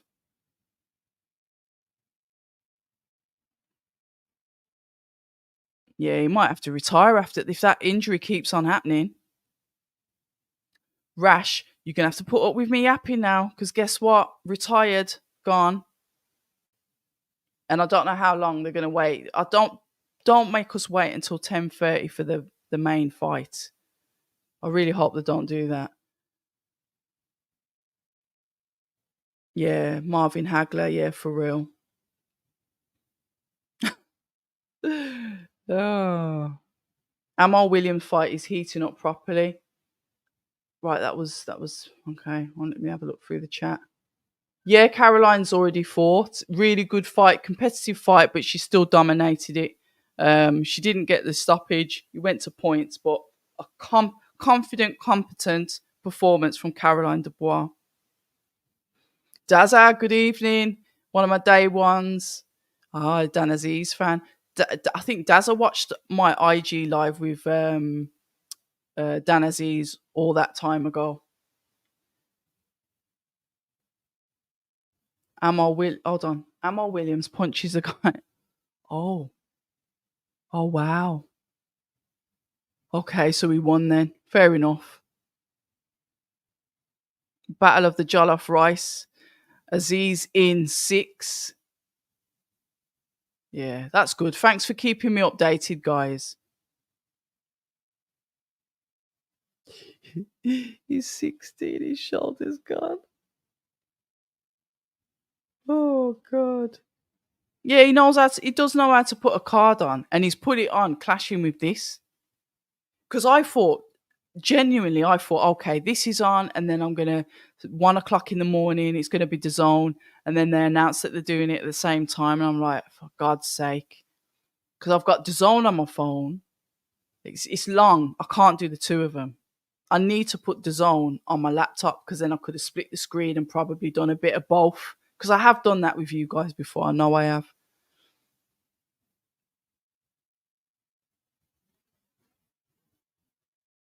He had problems with the left knee.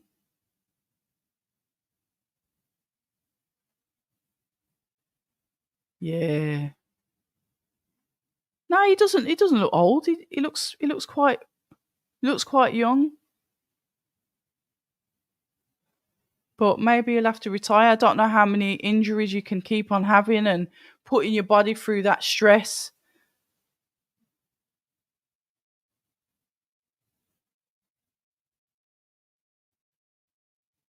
Yeah, congratulations to Azim.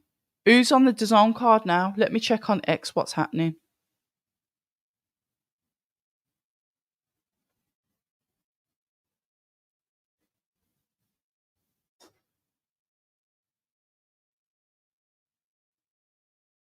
Let's have a look. Let's have a look.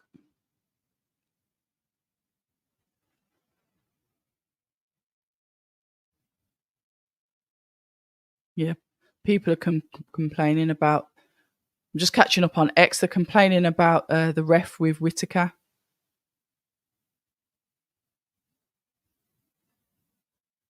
Let's have a look. Right, Queensbury promotion, the undisputed heavyweight championship fight between Tyson Fury and Usyk has been scheduled to May the 18th in Riyadh. Then the first comment under that is the fight is not going to happen. Somebody's put on X, Rocky Ali's put on X, what about the cuts? They said previously you won't be able to spar for 3 months. They'll be paying for some specialist surgeons, I think. People saying don't change Ben Whitaker. Oh, let's have a look. I'm looking at Johnny Fisher's. See what I mean with him? He can row. The raging Romford Bull takes out, is it Demetrio Bezus in 1 round. Smack. Just trying to see if there's any other fights uploading on there. We've seen Ben Whitaker on there. Oh, we've seen Eddie Hearn ringside with young, lovely Sandy Ryan and Katie Taylor. I believe that they're both, I think Sandy Ryan's now managed by Katie Taylor's manager. So I think Sandy Ryan's over there. I don't know who her trainer is, though. Need to catch up with her, but I will do because she's obviously fighting Terry Harper soon, which I'm really looking forward to that fight.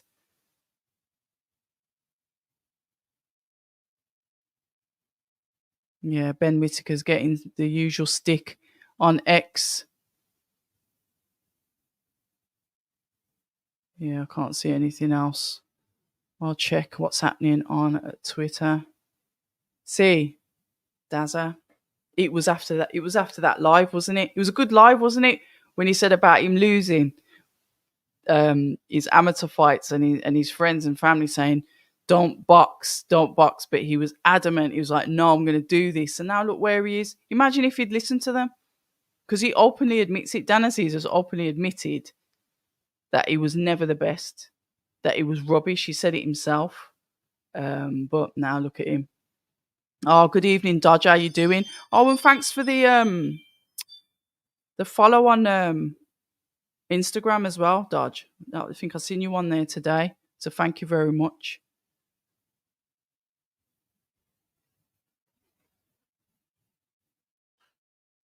A healthy balance. Oh, what you...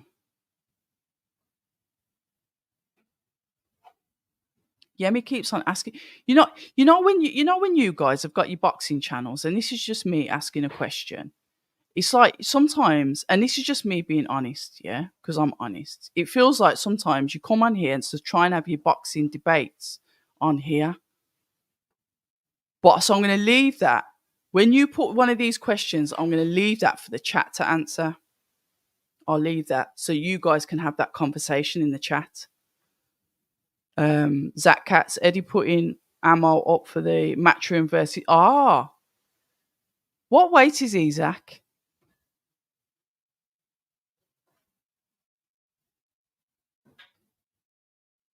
What weight is ammo? Yeah.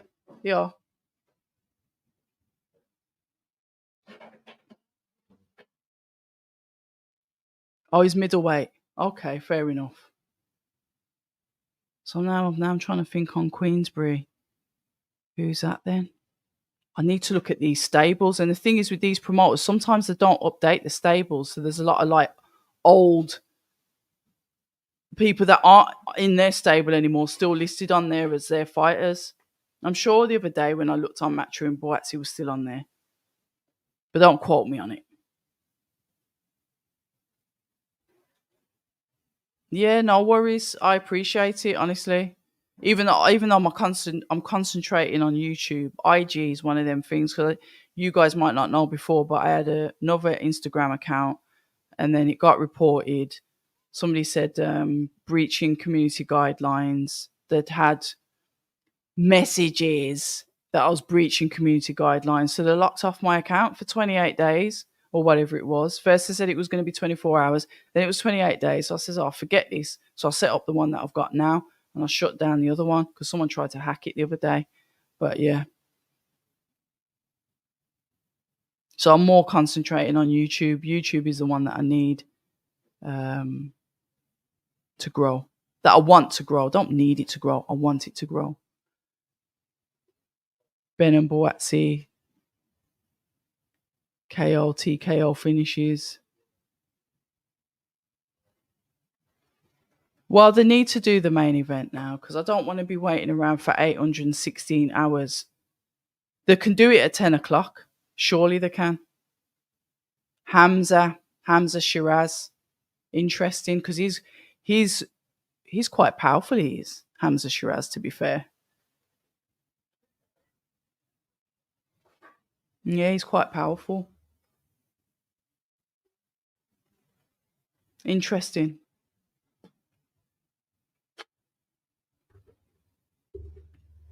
Look at Tasha looking all lovely.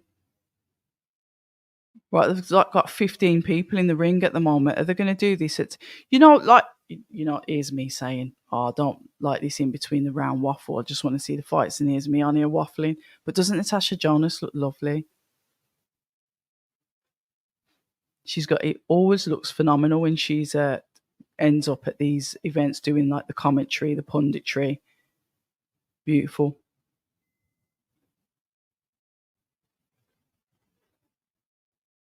Let's have a listen. What are they saying? I think Eddie said that there's going to sign more fighters as well. Somebody mentioned it. I think it was Metalbox J. If you're on here, shout out to you. He mentioned it that Eddie could probably sign Fabio. Was it Fabio? He mentioned Fabio and a Queensbury fighter. Because obviously Fabio's still on the free agent business, isn't he? Big up yourself as well. I ain't seen you in a bit. How have you been? Stay blessed, be real. Yeah, she always looks, honestly, she's really stunning, really pretty in real life as well. Did Natasha rob that mic? Come on, it could have gone either way. I got called out on that because I said my commentary was saying that Natasha was the winner, but then at the end of it, I thought that Michaela Mayer won. Work that out. I even asked Johnny Nelson about that. I said, how the hell does that work when my mouth's saying one thing, but my head's saying something else? Oh, oh,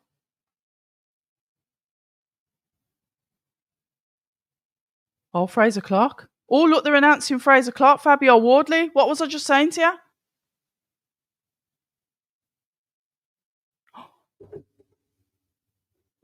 Fraser Clark, Fabio Wardley.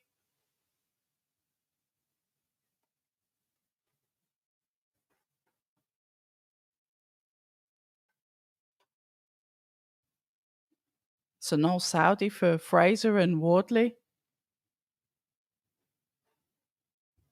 Hold on, let me just write this down. So we've got Wardley versus Clark. Did they say at the O2? They did, didn't they? O2 Arena.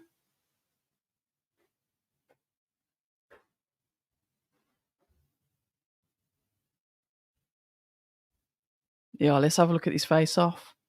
Fraser said to me, I was in the gym, he goes, oh, can't you get down on the... I didn't know he was going to have this. But obviously he wouldn't tell me, would he? Just in case I leaked it. Yeah, look at these pair in the ring. Get in. Yeah. What are they saying? Let me hear the mic. Who have you fought? No one. I'm the one, mate. I'm the champ. Enjoy it. We'll see. We'll see, won't we? We'll see.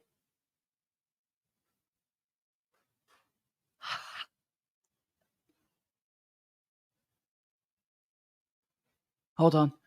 Sorry, gentlemen. This has caught my attention.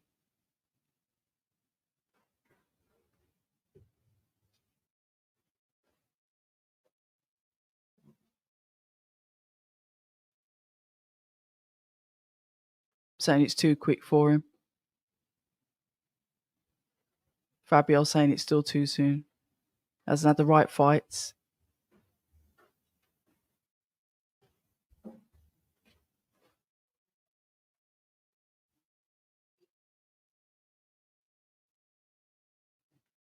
This is the pro game. It's not the same thing.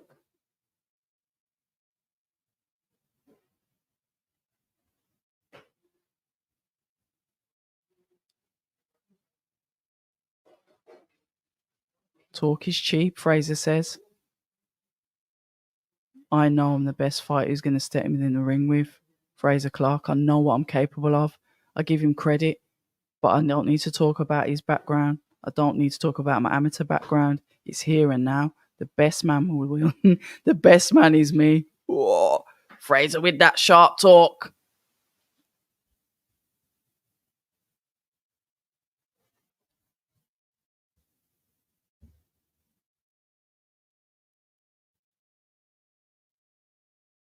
I was about to say, how can they say when the fight was on the table, you didn't take it? We know that Fraser wanted the fight. That's cap.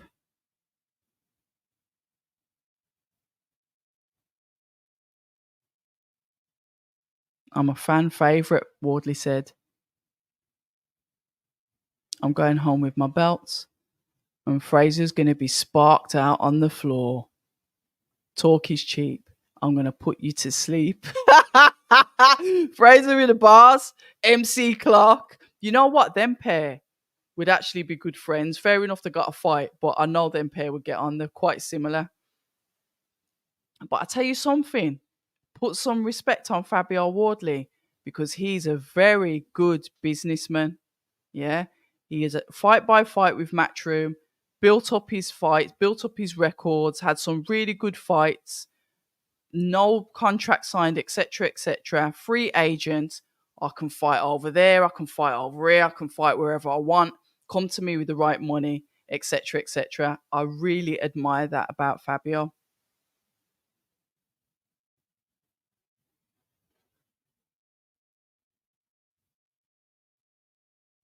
Yeah, Richard's going to back, obviously, Fraser because they're gym mates. Did anybody hear the date that it was going to happen?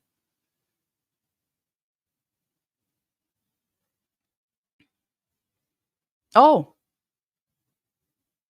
hold on a minute. So now we've got CBS Reactpor.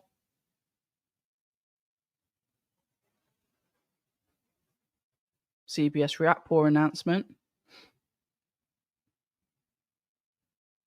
They haven't given a date for this one. Oh, we'll see what happens. Listen, I'll let you listen to this. I ain't listening to this. Don't see a ring on Tasha Jonas's finger, so I have a chance. Where there's a will, there's a way. If you don't ask, the answer's always going to be no. Good luck. Good luck, done for. Good luck. This is nasty work. Both main events at the same time. Yeah, it's very, very competitive. No,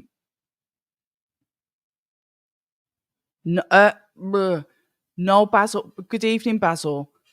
If they look, it looks like now they're going to stall this till 10:30. I'm on this channel at the moment because I haven't signed in on my laptop for DAZN. Otherwise, I would be watching the Ben fight. But at the moment, no, it's just Sky Sports. I'm going to have to watch the Ben fight in arrears.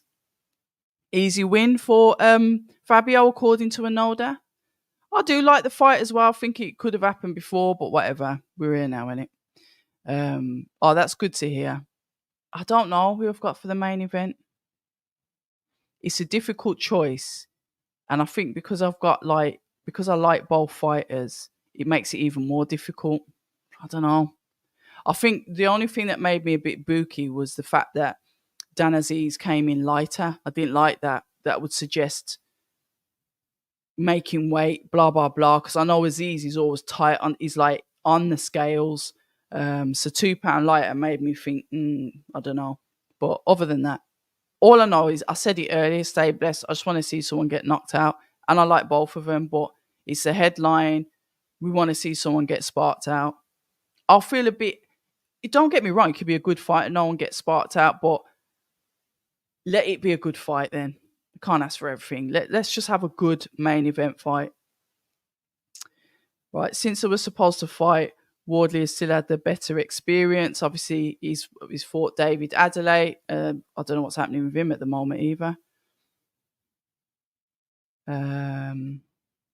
Doesn't do Clark any favours. I'm saying from now, Wardley. What the hell, Basil? Yeah, it was.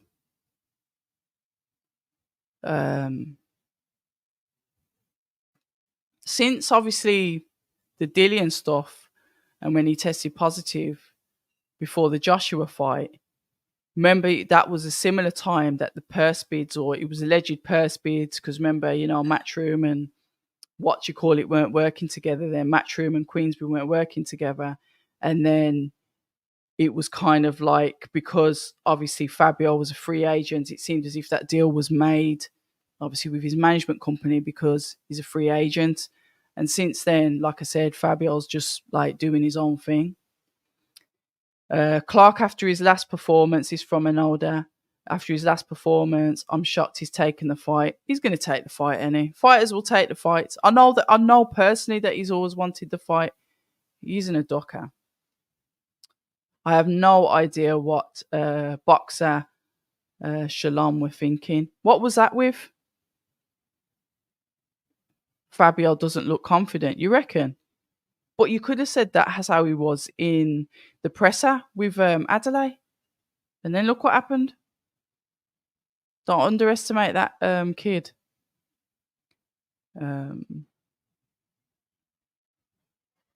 Same of everything I've seen from both. So Wardley Clark is May the 31st.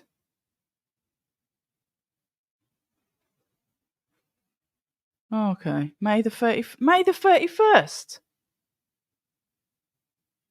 Hold on, March, April. So it's 3 months away. So is that the same time when Riatpour's fighting CBS? So is that going to be a world champion and a British champion fight? Is that going to be on the same card? Is it? Let's have a look. Well, he has to be confident. He's got to believe in himself. He can't go in there looking half-hearted like he doesn't want to be there. I think he was, he's frustrated, isn't it? Clark was struggling to pad his record against cab drivers. He needs to hump. Oh, Lotto, come on, let's play nice. Okay, fair enough. Philip Answer, good evening. Big up everyone in the chat. Looking forward to this fight. The Fabio versus Fraser. Yeah, we all are. It's very, very well managed, though.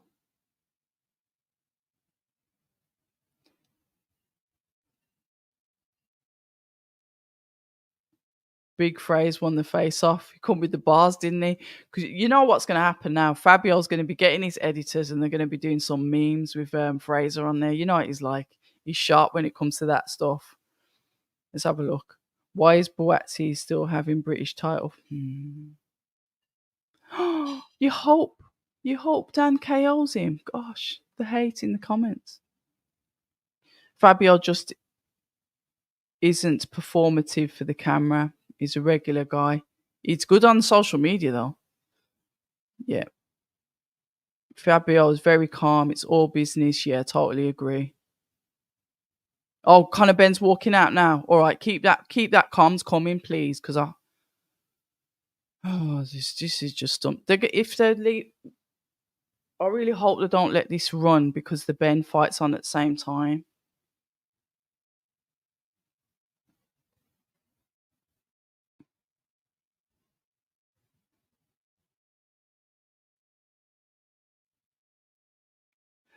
The thing is, people will say what they want, and you're right, it is my platform. I haven't seen any trolling with Tasha. It was a close fight, could have gone either way. like I said, my commentary to how I saw the fight was two completely different things.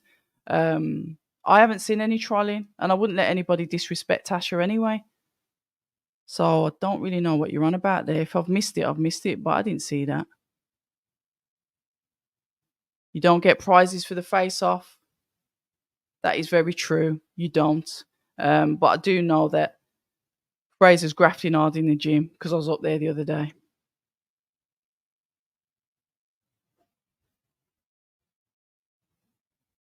The Ben fight should end. Oh, this is long. This is.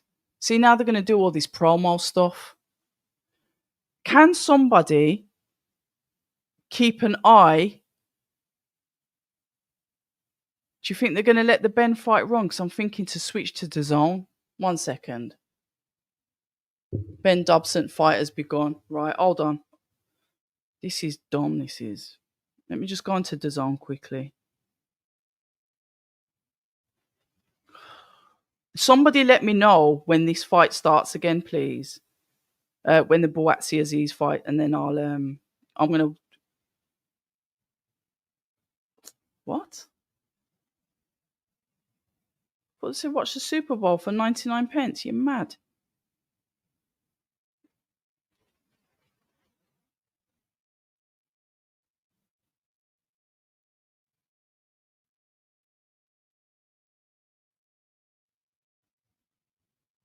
They're in the fight hasn't started yet, has it?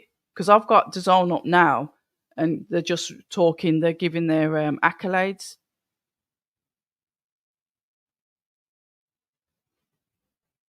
They're just saying where every fighter's from. I'm on the DAZN card, but let me know when the Buatsi Azeez fight starts, please. Let's see what Conor Ben's up to. I think he's going to smoke this brother early, you know. So he's probably going to finish in a bit anyway.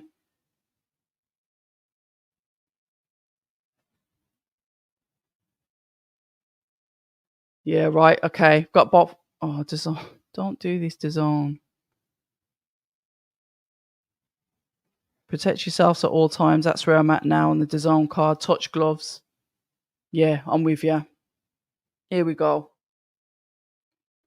I'll have to keep an eye on this one for the Buatsi Azeez. If anybody's still got their eye on Sky, please let me know because I'm not running the two at the same time. Ben goes in the ring, aggressive straight away, ducking down, looking to throw the shots in, lands the first jab. Dobson tucks up, moving left to right. Seems like he's got a bit of movement. Both men in the clinch already. I think Dobson was looking to spin off from the shot then, but Ben caught him in the clinch. Dobson attempts to throw an uppercut, misses. Ben comes in with the attack, put Dobson on the back foot straight away. Dobson ducks down and tries to fire back his own shots. Both men in the clinch. Separated.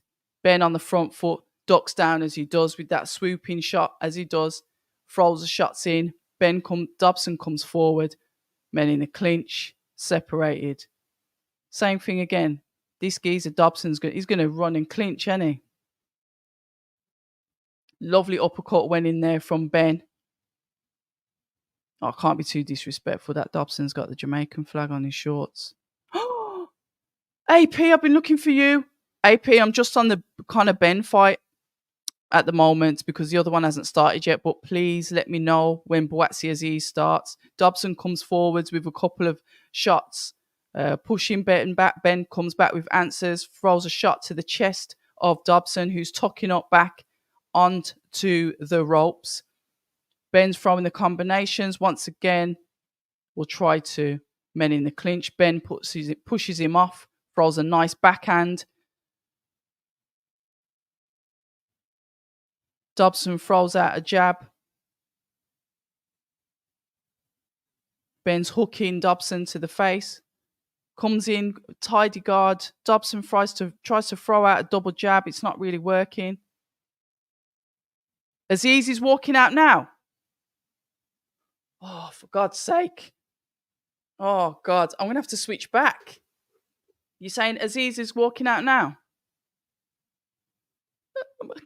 I can't take this. This is stressing me out. Hold on. Now TV.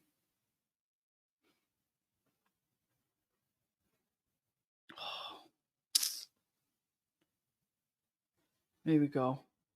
Right, I've just seen, guys, I've switched back to Sky. Sorry, Connor. Right, we've got Buatsi. I've got Buatsi.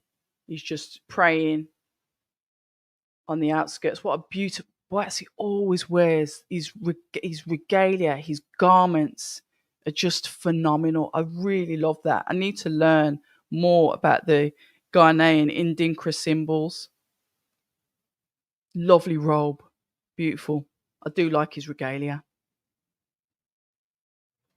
I know the walkout might take 10 minutes. I get it. But just you keep me up to date with the DAZN thing in here. Hold on a minute. Let me just get back to the chat. Oh, is that Tupac?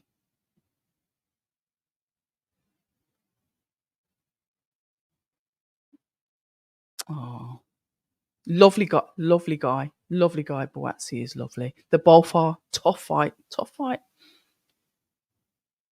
Let's have a look. Well, they're broadcasting them at the same time now, aren't they? I need Buatsi and Azeez to make their entrance. Trust me. Well, they are. So we're good. Yeah, Basil, I'm back on here now. AP, I'm back. How are you? I've missed you. Yeah, I just saw the Jamaican flag on his shorts. Yeah, I think it's too much. What a beautiful robe that is from Buatsi. God, that's phenomenal.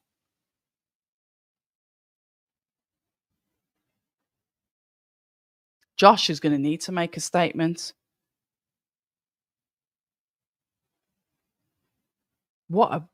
That cape is sick. Right, Dan Azeez is walking out now. He usually has like a dark red on. Eyes come out with a different colour robe, guys. If you've just joined, I'm Abs of October Red. This is the watch along. You know what it is. We are here for this showdown. Who is the king of South London? Is it going to be the current champion, Dan Azeez, or is it going to be former Olympian, former champion, Joshua Buatsi? Who knows? But welcome to the channel. And he's wearing a blue. He's wearing blue. He doesn't usually wear blue. He usually wears it's like a dark wine red, isn't it? Exciting times.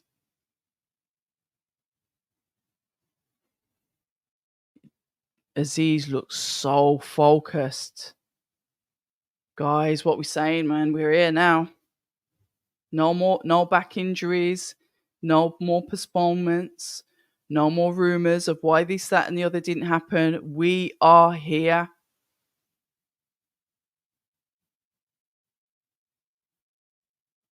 It is time to see who is the king of the South. Yeah. Well, his main dodge, Aziza said, Hagler. He even said after I think we spoke, he's going to be going to watch some more Marvin Hagler videos. He loves Marvin Hagler. Great influence to him. So the style, everything about him. Yeah, God, this damn.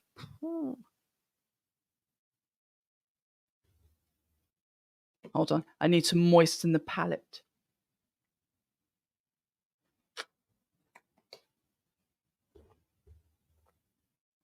Gosh, I'm getting nervous now. I'm literally getting nervous. Look at them, look at them. Dan Azeez bouncing on his feet in front of Buatsi shadow boxing.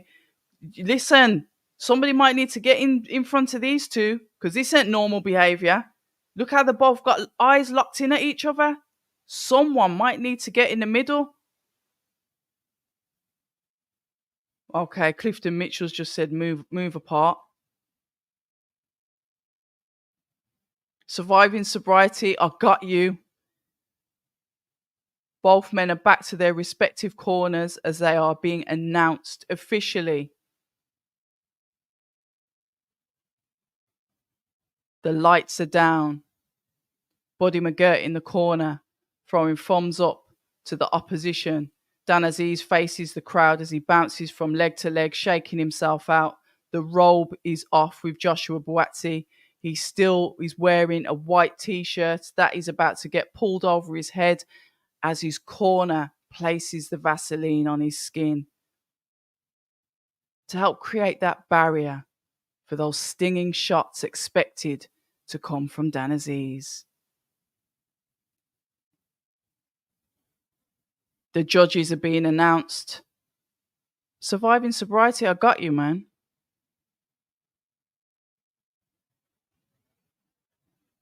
This is Lewisham versus Croydon in Wembley. Let's go. That's like having Handsworth versus Lozells in Solihull. If you're from the West Mids, that will make a lot of sense to you. But if you're not, it doesn't.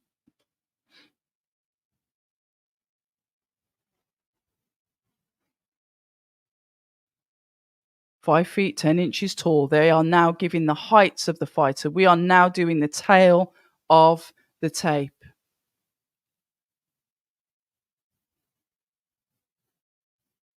Age 34, fights 21, 20, KOs 13. Tail of the tape for Dan Azeez. The Lewisham fighter raises his hand as the crowd cheers.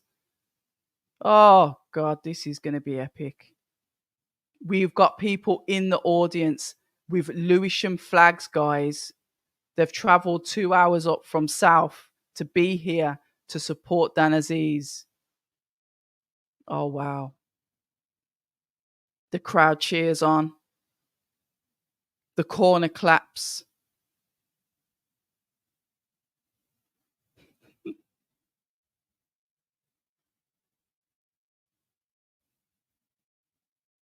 Buatsi presses his gloves into his shorts as his details are being announced, as he walks backwards and forwards, as his corner gives him final words of hype.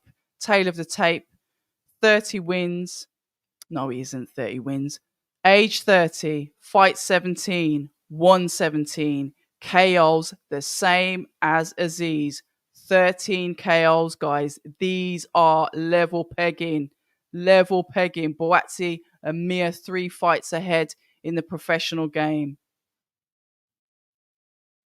Joshua Senna Kwasi Buatsi as he dons the Ghanaian flag on one side, the British flag on the other. He wears the white and gold shorts.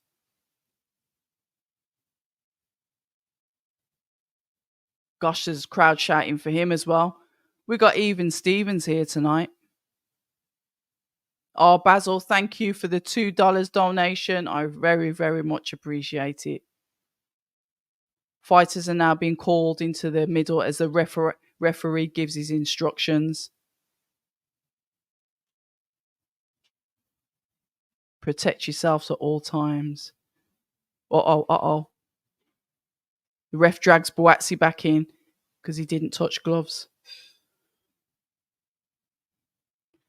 Now everybody walks out the ring.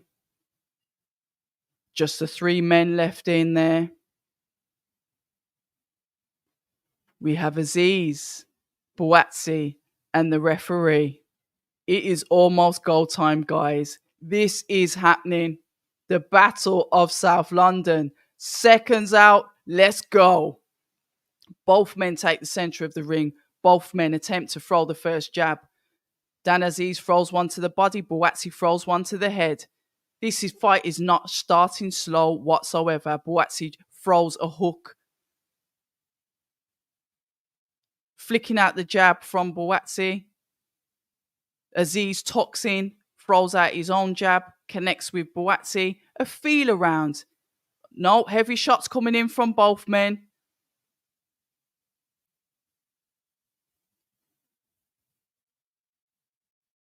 Buatsi's more calmer on the jab, flicking the jab out. Azeez is looking to tuck under and throw that right hand. But the tempo is up. This will not be a slow fight. Buatsi will not be allowed to start slow. Dan is dictating the speed of this fight. Referee has just separated both men, both of them confidently taking the center of the ring. Buatsi throwing out like a long jab, sort of like a sticking jab.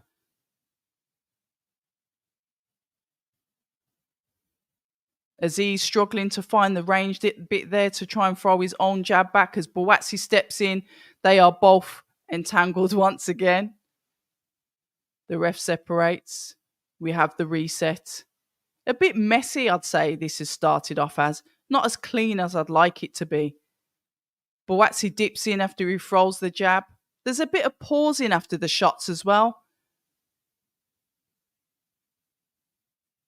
Buatsi throws out the jab and Dan Azeez is answering. Buatsi looks to throw a backhand on the 2. Azeez slips the shot. Azeez pushing that jab forward. Buatsi more calculated with the 1-2, throwing the 2 to the body under the elbow of Dan Azeez. Attacking the body. Azeez flicking out the jab. Buatsi avoiding it. Buatsi's throwing more calculated, accurate shots. These shots are landing. We've got 20 seconds left in round 1, guys. Buatsi's throwing, Azeez is throwing, don't get me wrong, but Buatsi's shots they're more calculated, they're more accurate, they're more structured. Both men almost in the clinch there.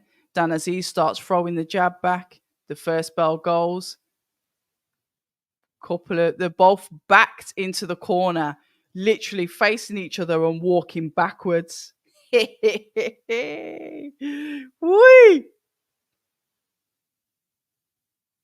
When you get close to him, don't worry about his head. Go downstairs.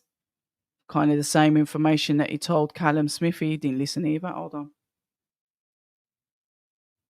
When he throws that hook to the body, you must come back with a hook. You see those accurate hooks that Buatsi's throwing? That's how he's telling him, you make sure you counter with your own hook. When you get close to him, don't worry about trying to hit him in the head. Go for the body. You've got to break him down. Keep that head movement. Buatsi's corner, breathe deep. Okay, we're getting different. Here we go. Right, both men once again taking that center position in the ring. We're getting a lot of flinching, a lot of movement from Dan. Dan is sort of like mindful of the shots that are coming in from Buatsi. He doesn't want to get caught, but he's okay to come in and try and throw his own. Where Buatsi's like 1, 2, 3, accurate landing.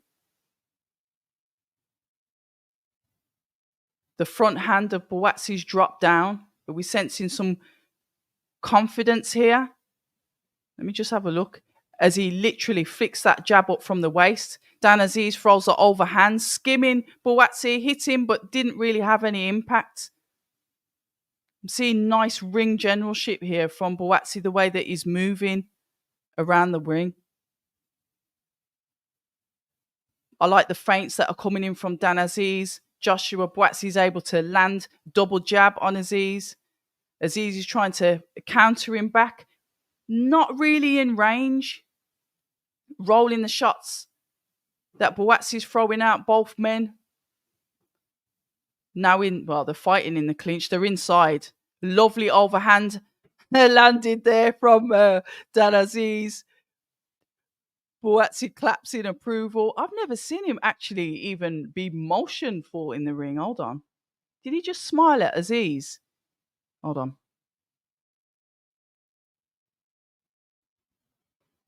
Right, Dan Azeez almost seems like he's a bit skeptical. Like he's throwing out that jab, he's ducking down, and it's like he wants to get in because you know what he does. He likes to throw those inside shots, but every time he tries to come in, Buatsi's literally 1, 2, 3 in him. The jab flicked out by Buatsi. Azeez covers up, hands up, shoulder, roll, throws out the jab.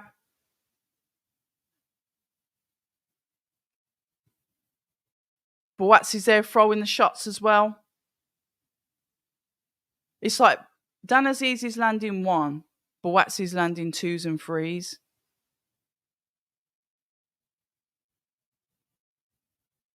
See, once again, Buatsi throws out that jab. It gets to him.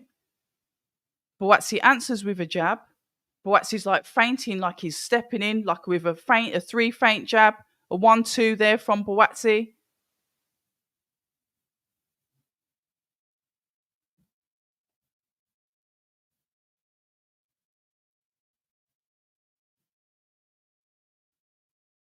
Let's have a look. 1-2 then. 1-2-3 coming in from Buatsi. Azeez grabs him. Yeah, here we go. Oh, thank you very much. I think we're going into round number. I think we're going into round number 3. I'm not scoring this. I'm just literally talking. I'm not doing the scoring after the Tasha Jonas one because I'll just get my knickers in a twist.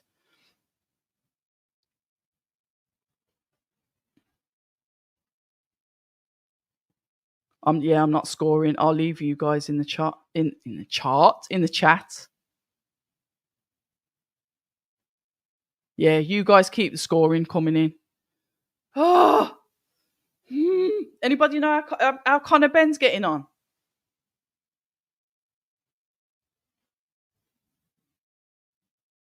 Hold on, let's have a look. Yeah, overhand right, beautiful, right on the ear of Buatsi from Azeez.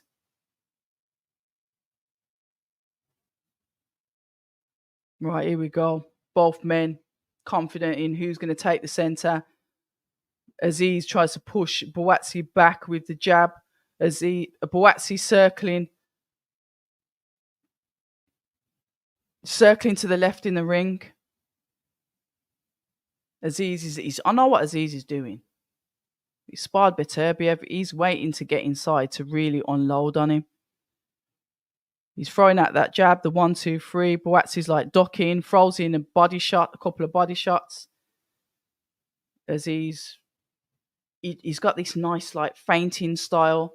He's tucking up, feinting, coming in, throwing out the shots. But when he comes in, both of them throw the jab at the same time, knock each other back there.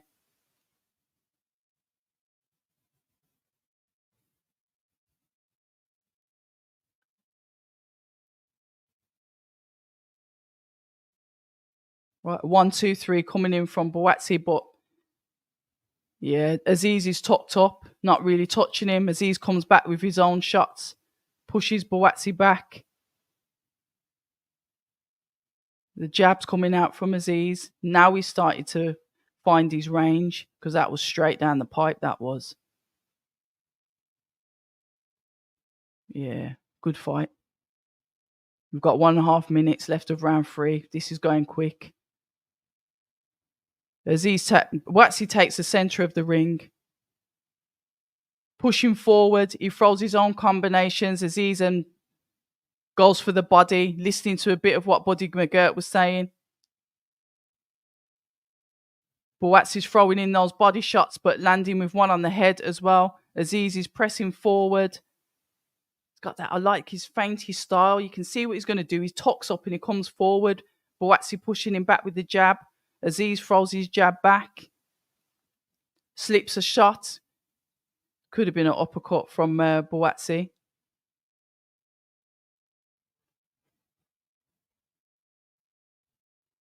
Buatsi throws out the jab once again. Azeez is really keeping that head offline. Lovely work. And over the top again.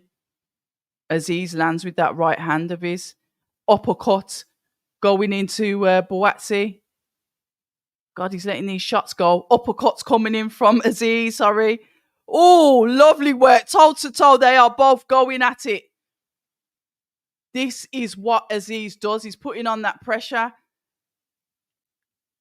Buatsi's there overloading his shots. You're missing. Is Azeez laughing? Hold on. Yeah, good work. That was a damn good round. That was a damn good round. I'm giving that round to Dan.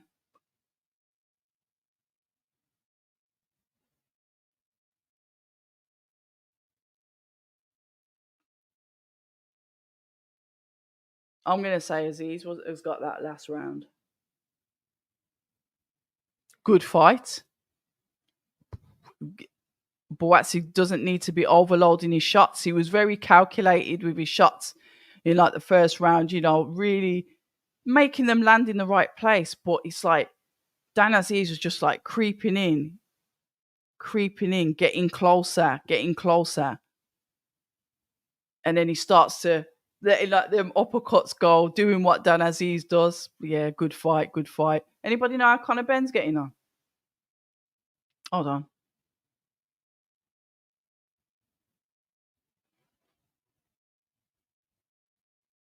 Hold on a minute. Here we go. Right, both of the men back into the center of the ring. Dan Azeez has got lovely, lovely fainting styles, like a creeping style. He dips in, dips in. You know, when he covers up, he dips in, he's going to come in. Hold on a minute. Dan Azeez, he's started to definitely find his range now. He's going inside. I think he just caught Buatsi with one on his chin there. Buatsi jabbing Azeez back as Azeez comes in with the inside work, the uppercuts, the body shots. Jab from Buatsi. Azeez counters. Both of them reset. Uppercut coming in from Buatsi. Uppercut body shot. Azeez there throws a shot and tells him, come on then. We've got just under 2 minutes left in round number 4, guys. Competitive fight. Really competitive fight. From sparring partners, from friends to foes in the ring. Body shots coming in there from Buatsi. Dan Azeez tucks in, throws in the uppercut, throws in the hook. Buatsi comes forward, complaining about a hit on the back of the head. Just taps his head there. Jab coming out from Azeez. Azeez dips the head down, throws his own jab. Buatsi gets him with a hook, but none of these shots are phasing Dan Azeez enough to push him back. He creeps in there with an uppercut. Azeez is on the back foot. Once again, Buatsi throws the body shot. Uppercut coming in from Buatsi, both of them now inside. It almost looked like a mirror there. The two of them throwing the same shots. Buatsi overloading on his shots yet again. Dan Azeez pushes him back to throw out the jab. The 1-2 coming in from Buatsi. One coming back from Dan Azeez. Buatsi answers. Dan answers.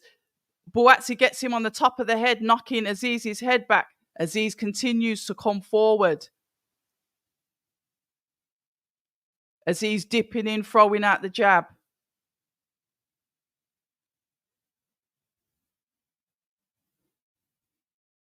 One, two coming in from Dan. One again. Jab comes back out from Buatsi. Dan Azeez is extremely busy. Extremely busy. He throws like he goes to throw overhand. Right there with Azeez, but he missed that. Azeez, Buatsi tucks up, throws the 1-2 to the body of Dan Azeez. Unfazed, keeps walking forward.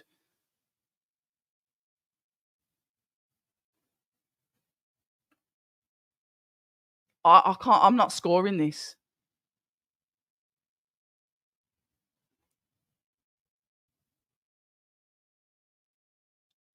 Toe to toe. Toe to toe. 1-2. One. Oh, that was a lovely shot that Buatsi caught him with there when he threw his head back.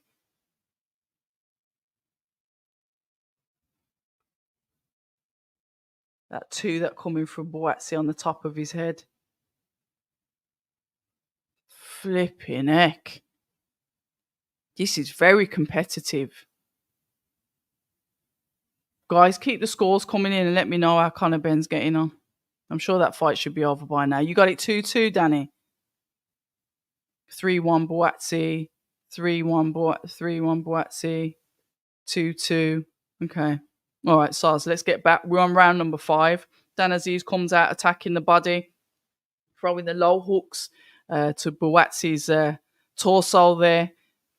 Dan Azeez coming in with a jab. Buatsi flicking out the double jab there. Azeez coming back with his own jab. Azeez wants to get inside. That's all he wants to do. You could see him there getting inside. Through the uppercut, it missed. The jab knocking back the head of Buatsi there. Buatsi marching forward. Azeez on the back foot. But doing that to let Buatsi come in. 1, 2, 3 from Buatsi onto the body. Finishing uppercut hooks to the head of Dan Azeez. Good work. Confident shoulder there from Buatsi. Dan Azeez on the back foot, walking in, throwing the overhand right, just scrapes the head of Buatsi. Body shot there with the right hand from Buatsi. Sorry, got him tangled there. The jab coming out from both guys. I can hear. Here we go. The hooks coming in from both men. Azeez throws out the jab, uppercut. Seemed to be like a pouring uppercut though. Not that I'm saying I'd want to get hit with it. A longer uppercut coming in from Dan Azeez. A lovely solid left hook from Buatsi. Both of them toe to toe. They are scrapping. This is fighting now. Uppercuts coming in from Dan Azeez. The thing is, with these uppercuts that Dan Azeez throws, they will break you down. Because you know what? I'm not liking the fact that Buatsi's feet are so close together as well. Dan Azeez is still in his stance, but Buatsi's more or less like he's going square on. Guys, talk to me if you can see this. The 1-2. I don't know. Is Azeez breaking down Buatsi? 1 second. Right, I've got 30 seconds left in round number 5. Right, the stiff jab coming back out from Buatsi. The jab coming back out from Azeez. Azeez comfortable on the back foot. Uppercut coming in from Azeez. Buatsi tries to throw his own, misses, but goes back in, lands it. Azeez throws back his own. Stiff hooks coming in from Buatsi. 1-2s coming in and up. Listen, this is toe-to-toe action now, guys. They are going for gold. Oh, bell goes.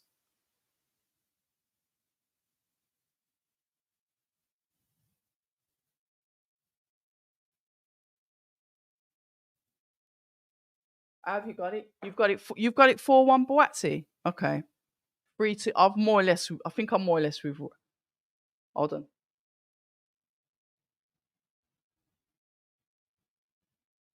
Body shouting at him, saying, "You must go to the body. Trust me." Buatsi's tired. Okay, fair enough, Scott. I'll put that up there. Have a read of that. That makes sense. Hold on. Hook from Dan. Hook from Buatsi. They're literally throwing the same shots. I said this to Buatsi. I said, do you feel like it's going to be like you're looking in the mirror because you've sparred so many rounds, you're going to know what each other's going to do and there may be similarities? And Buatsi said, no, but I can see it here. Oh my God, right, here we go. Round number 6, guys. Jesus, this fight's going quick. We saw a feint then from Buatsi. Buatsi's going to utilize that left hook because I think that's the one that's working. Azeez is throwing out. We were getting uppercuts, hooks, jabs. Both of these guys are literally going at it. Uppercut and hook coming in from Buatsi. Jab coming in from Dan Azeez. Let's have a look. Azeez tucking up, jabbing, goes for the throw the overhands. Buatsi slips it, comes back with the jab again from Buatsi. Azeez tucks down, moves over to the left. Azeez throws out his own jab. Buatsi with the 1-2. 1. Azeez with his 1-2. 1-2 to the body from Buatsi to Azeez. 1-2-3, ending with the hook. Dan Azeez tucks up, throwing back his own shots. Buatsi backs up. Dan Azeez throwing 2 hooks to the side of Buatsi's head. 2 left hooks. What? Don't let him run. That's coming in from Buddy McGirt, shouting at Dan Azeez, don't let him run. Dan Azeez jabbing the face of Buatsi as he tucks up. The jab coming back out from Buatsi. Azeez tucks up as Buatsi throws the 1-2-3, comes back with the jab. Buatsi comes back with his own jab, looking for angles. 1-2-3 coming in from Azeez, moving round to the right. No, he wasn't. He was moving around to the left. And Buzz idea. The jab. Nice stiff jab there from Dan Azeez. Buatsi comes back. Dan Azeez throws a shot to the body. 1-2-3 from Buatsi, ending with the hook again. Buatsi dips and throws the 1 and the 2. Throws the hook. Buatsi's coming back with the counters. Jesus, this is...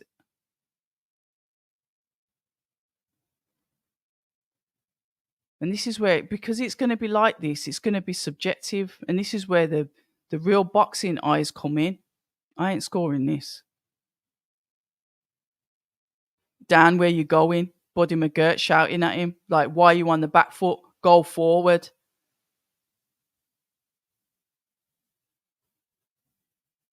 Buatsi stands there confident as Dan throws out the jab again.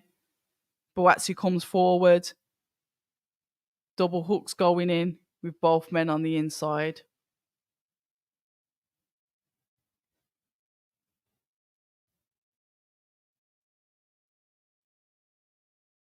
Callum's give every... Yeah, he's tidy, ain't he? Callum Simpson said he's give every round bar 1 to Buatsi. And Callum Simpson is a sparring partner of Dan Azeez.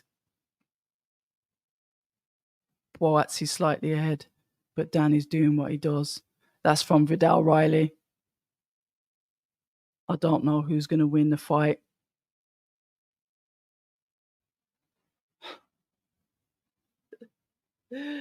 Oh, my days. 3-3, that was a Dan round. See what I mean? Right, here we go. Round 7. Jesus Lord. Round 7. Right, okay. Right, both of them literally throwing shots straight at each other. They are going for it, the both of them. Lovely 1-2-3. I like the way that Buatsi throws that hook. He's got a lovely left hook that he uses as a finisher. What are the viewers' verdict? They've got Buatsi up. Just. Yeah, 4-2. Right, here we go. There must be in our chat. Dan Azeez edges forward with the block. I didn't want this to go to points, but it's entertaining. Right, 1-2. These body shots, these uppercuts that Buatsi comes in with, he's just like throws them and just straight back into his compact style. Uppercut coming in from Dan. The hook coming in from Joshua Buatsi. Dan Azeez throws out the jab. 1-2. But like I said, Buatsi ends with the hook. Dan Azeez throws out the jab, tucks under. Uppercut from Buatsi on the inside. Once again, the 1-2, finishing with the hook, though. It's not even like a straight 1-2. It's a 1-2. He's hooking. He's finishing with the hook. Lovely work. Buatsi comes in. Uppercut as a lead shot. Just comes in. Waits. Look, come in. Whack. Oh, this is funny. God, if someone goes down, this would make my night. 1-2 coming in from Azeez. We've got 1 minute left in round number 7. These rounds are going quick, boy. Oh, hold on a minute. Dan Azeez shook his head there. I think he's hurt him. Hold on. Let's have a look. Buatsi throwing in the shots. Dan Azeez shook his head like something really did catch him then. Hold on. Body shot coming in from Buatsi. Buatsi's very, very busy. Even like Dan Azeez throwing the jab to the body, jab to the head. Even though Buddy's constantly told him, go to the body. He's headhunting. 1, 2, 3. He's moving around to the left. Buatsi center of the ring, throwing out the solid, stiff jab. Jab, literally jab. You jab, I jab. The right hand then from Buatsi to finish off the round. Dan, you've got 4-3 Azeez. Are you capping here? Look at these scores. You see, that's when you know that it's a close fight. These scores are wild. Styles make fights, guys. Styles make fights. Let me have a quick look through. I've missed loads of chats, so sorry. So anybody that's just joined us, good evening. I'm Abs of October Red. You know what it is. It's Buatsi versus Azeez, the live watch along. The South London showdown that is in Wembley. Who knew? But it's a good, entertaining fight. Both fighters are going at it. Hold on, let's see what Buddy's saying. You're jabbing and you're pulling back. Yeah, he's reading the right act, isn't he? Right, here we go. Here we go. See, I always thought that Buatsi was slow to start off, but he's comfortable. He is comfortable in here. Every shot that each of them are throwing, we're getting counters coming back, but Buatsi's got the stronger counters. Jab, jab, jab coming in from Buatsi. Dan Azeez walks forward. He still marches forward. The lead hand down from both of these orthodox fighters. 1-2 coming in from... What was that? What was that? Okay, did he hold him? Jab, double jab coming out from Azeez. 1-2 coming in. But what Azeez counters that. Body shots coming in from Buatsi as he tucks up with the shoulder, protects his chin with the shoulder. 1, 2, 3 coming in from Buatsi.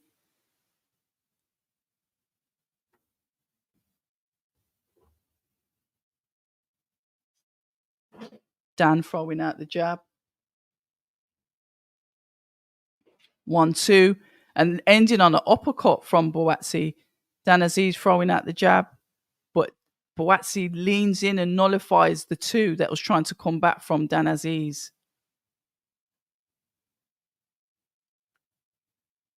Hold on. Let's have a look. Azeez now takes control of the center of the ring, dips down as Buatsi throws the shots out, tucks up to go inside. 1, 2, but fails.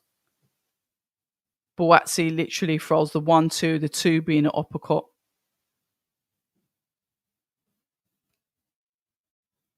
Jab, jab from Buatsi, sorry. Azeez answers with his own. Got 50 seconds left, under a minute left of round number 8. I thought it was on round number 7. God almighty, this fight's gone quick. Well, both of them have got a low lead left hand, even though, to be fair, Buatsi's tucked up again.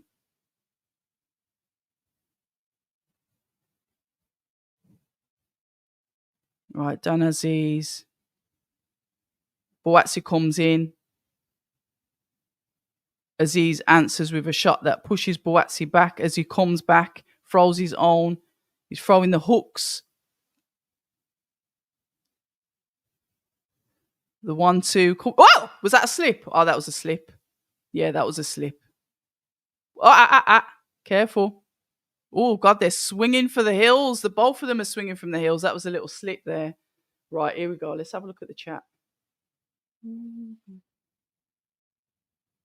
Azeez is slowing from Raj. You are joking. Are you lying? Are you capping? Ben Dobson going all 12. Are you joking? Let me listen to Ben Whitaker.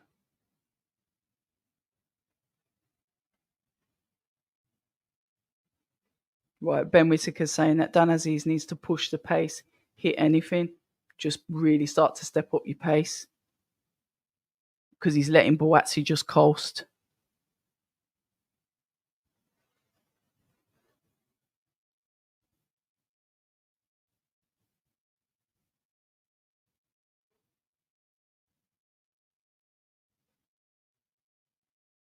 Oh, here we go. Here we go. Hold on. What they're saying? Time out for what?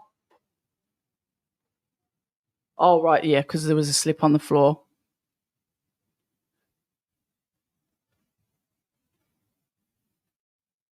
Too many single shots from Dan. Yeah, Buatsi's nice with the combos, isn't he?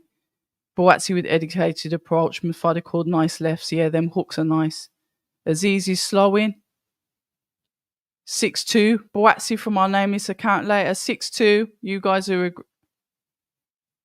Yeah, hold on. Right, here we go. Round 9 now. He's fucking on quick. Right, a little bit of feints coming in. It's like let's see if they're going to step up the pace now. Azeez there throwing that stiff jab.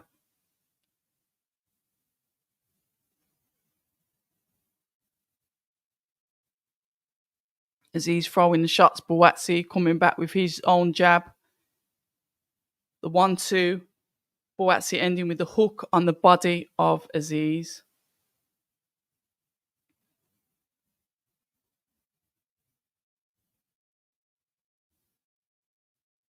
Literally both of them looking. There's like a pause. It's like they're both trying to find the angles here. Or where can I hit you? But they're both head hunting. I think Buatsi's going to the body more. Here we go. Azeez likes to let his shots off on the inside where he hits you with like 700 headshots. I think there's some water on the floor because Buatsi's heel went up then. Careful.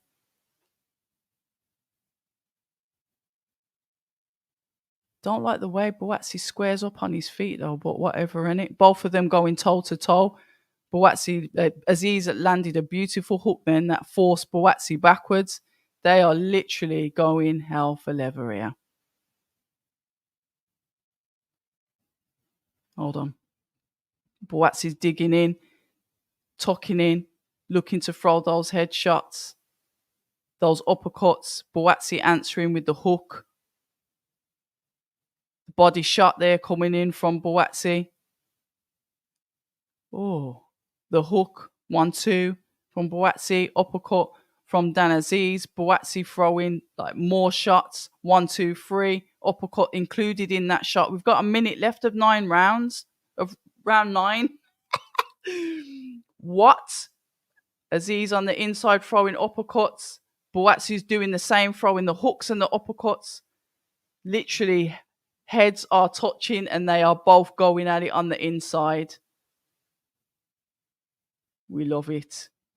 Buatsi tucking in there. 1, 2, 3 coming in from Buatsi. You can't really see that those are power shots. It's almost like he's just scoring points there. That hook again coming in. Buatsi taps, Azeez taps Buatsi with his own hook. The jab. The uppercut from Buatsi. The backhand coming in from Azeez. Both of them take a breath, step out, step back in. God, they must be expunging so much energy. I think we've got 10 seconds left. And Azeez lands a jab on the bell. Yeah.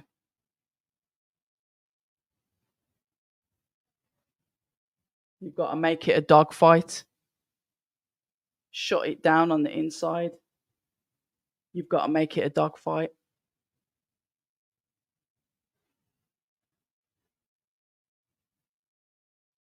Buddy, what round we got now? 10. Stay on his ass. Look at me.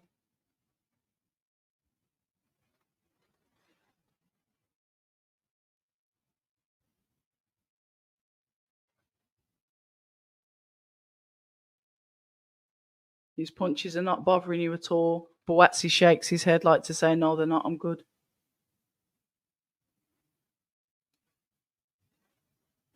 God, this is gonna be war now. This is gonna be war. Round number 10. 2 rounds left. Well, 3 rounds left. This is gonna go all to. So you've got Dan Azeez, so 5-4, Buatsi. Ooh, it's edging.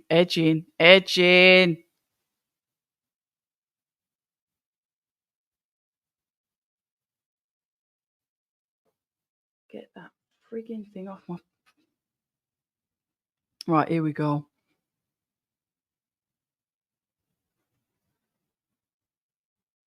Right. Buatsi takes the centre. Dan Azeez comes out with a jab. He tocks up, trying to get inside. Buatsi throws out a jab. Dan Azeez throws his own jab. They're both jabbing at the same time. 1, 2, 3 coming in from Buatsi. Dan Azeez answers with a 1. Uppercut coming in from Dan Azeez. A 1-2 from Dan Azeez. Dan Azeez front footing. Buatsi flicking out the jab. 1, 2, 3. They need to wipe the floor. The floor's slippy, man. That's like 3 times they've nearly slipped now. Body shots coming in from Buatsi on either side, both sides. Double jab from Buatsi. Dan Azeez slips it, throws in the uppercut. Jab from Buatsi. Jab from Dan Azeez. Both of them jabbing. 1-2 from Dan Azeez. Jab, 1-2 from Buatsi. Body shots. Dan Azeez pushing. Both of them pushing each other back. Give me my range so I can let off my shots.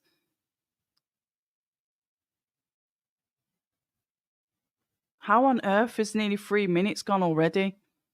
Body shots coming in from both.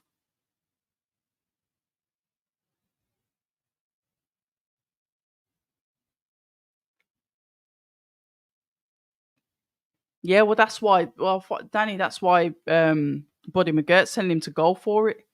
Go for it. Yeah, you can see the fatigue's kicking in because the arms are dropping. Azeez is coming in a little bit stronger now. The jabs looks like it's pouring from Buatsi. He's gonna have to dig deep. Hold on. Jab coming back out from Buatsi. Azeez slips to try and get in, throws an overhand. Jab coming in from Buatsi once again. Dan tucks in, throws in his own, jumps in for the jab. The 1-2, pushes back Buatsi. Buatsi throwing in the body shots. Flipping heck. So it's like they had a little shout at each other then.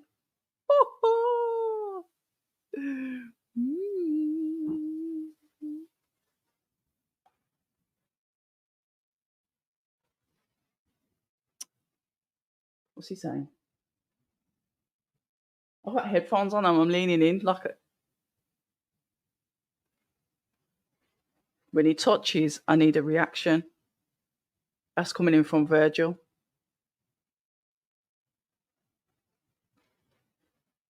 We're going into number 11. I need you to what?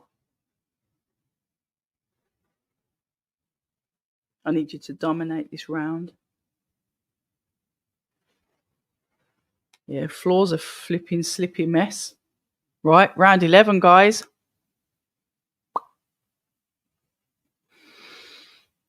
Deep breath. Come on, you got this.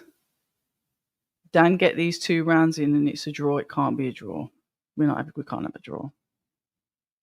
What, we're going to have a flipping rematch? Right, here we go. Dan Azeez on the front foot, Buatsi on the back foot, throwing out the jab, both of them throwing out the jab. Nice stiff jab landed from Buatsi. But Dan Azeez is still on the front foot. 1-2 coming back in. Pushes Dan Azeez slightly backwards, but he marches forward still. Jab coming out from Buatsi. There's not as stiff as before. That stiff jab that he's got. Dan Azeez coming inside, throwing the jab to throw the shots to the body. He's tucking up. The shots are landing on Dan Azeez's arms from Buatsi. Buatsi throws out a jab. Dan Azeez throws out a jab. Body shots. Nice little hook there from Dan Azeez through Buatsi back. Uppercut coming in from Buatsi. Dan Azeez, sorry. Here we go. Overhand landed from Dan Azeez. Buatsi's off balance. This frigging... They need to wipe up that floor. Hold on. Double jab coming in from Buatsi with 1.5 minutes into round number 11. I wouldn't want to be scoring this. 1, 2, 3 coming in from Buatsi. Dan Azeez tucks up, throws out the hook, throws out the backhand, throws in an uppercut. Buatsi throws a hook himself, moves out of range, moves around to the left from Buatsi. 1, 2 coming in from Dan Azeez. A feint there from Buatsi.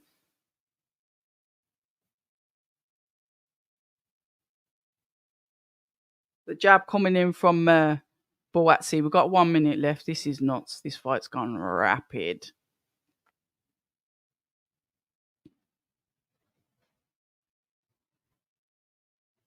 One, two, three, four. Oh, now that's a slip. Now that's a slip, isn't it? Wasn't that a slip?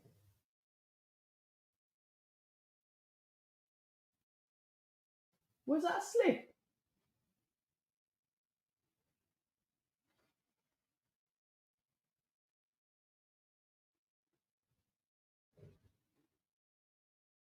Hold on. 1, 2. 1, 2 coming in from Dan Azeez. Joshua Buatsi tucking up, going in for the inside shots. Both boys jabbing. Yeah, I think that was a slip. That went a knockdown, but 1, 2, 3. Body shots. Dan Azeez landing his own. We are going toe to toe. Was that went a slip, was it? Was that another slip? Nah, man, he landed a shot there. Or unless he was overreaching and he when you spin and then you that looked like a knockdown to me. What are we saying in the chat? Carl Monahan, good evening. Conor Ben's fight got the win, but it was a war. Oh, so that Ben Dobson weren't that bad then? See, Matty lad saying that it was a knockdown. Right, let me have a look. Hold on. 1 uppercut. 1, 2, 3, 4. I think it might have been a slip, I don't. Hold on a minute. Yeah, but the right hand did land. You see when you're seeing it from different... Dan Azeez, but I'm just trying to work it because the ring's slippy. Man felt like he got shot. Last round. Come on. Hold on. This needs to be like total out and out war now. So I said I wanted to see someone get splattered. It's mad, isn't it? I like both of them. I still want to see someone get knocked out. Right, here we go. 1, 2. 1, 2. Jab. 1, 2, 3. Coming from Buatsi's going for the knockout. This geezer's like throwing these punches like a lunatic. When you're looking for a knockout, it's kind of like what Bivol was trying to do to Lyndon Arthur the other day. 1. The jab comes in from Azeez. 2. Backhand comes in from Azeez. Now, don't have a rest in the last round, mate. I want to see war. 1, 2 coming in. Backhand from Azeez lands. Uppercuts coming in. A bit of toe-to-toe inside work. Both back at range. Wild hooks coming in from Buatsi. He really throws. You see, throwing that with the whole of his soul. 1-2. Dan Toxin and throws that 1-2. Rolling. 1 minute 30. I can't believe this has gone to flipping 12. A nice hook landed from Buatsi there. 1-2-3. Oh, hold on a minute. Buatsi's coming in with the shots now. Dan Azeez Toxin throws the backhand. That was some good shots landed from Buatsi then, though. We've got 1 minute left. Oh, is that that weren't a slip then, though, was it? Dan Azeez is going backwards. I don't think that was a slip. He marches forward. Oh, bloody thing in the avatars. 1, 2, 3. 1. There's a hook coming in from Buatsi. 43 seconds left. Don't say it's over. Don't say it's over. Oh, Buatsi's going in for the KO. Flipping heck. Hold on, we've got 31 seconds left. I'm not looking in the chat because you lot are obviously ahead of me. Buatsi's literally charging forward. Dan Azeez on the back foot at the moment. I've got 19 seconds left. Jab. Come on, man. Dig deep. Win the round. Oh, I've got 10 seconds.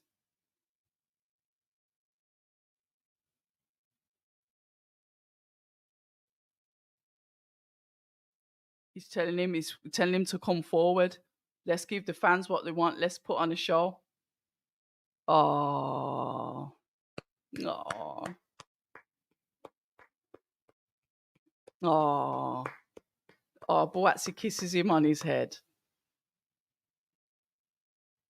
Good fight, man. Good fight.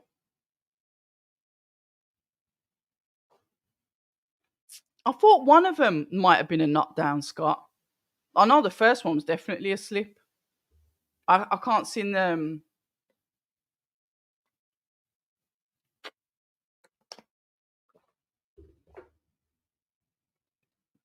Nah, Dan Azeez would always fight to the death. Let's have a look what's going on in the chat.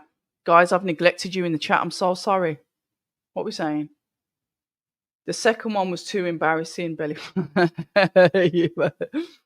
I chose Buatsi to win, but that was some BS. It was so clear the knockdowns were slips. I think one of them, yeah, I'm jury's out on the second one. I don't know, but it was a good fight. Both of them were slips. No, the way down, he has to hold that. There's me. Hold on. Let's see what they say. I can't believe Conor Ben went to full 12 with this geezer that's supposed to be some inactive geezer. Interesting. I'll have to watch that after this.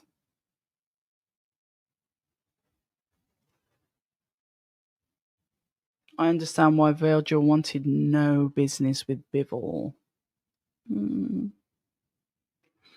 They did. What are you saying, fight fan? To Buatsi, yeah?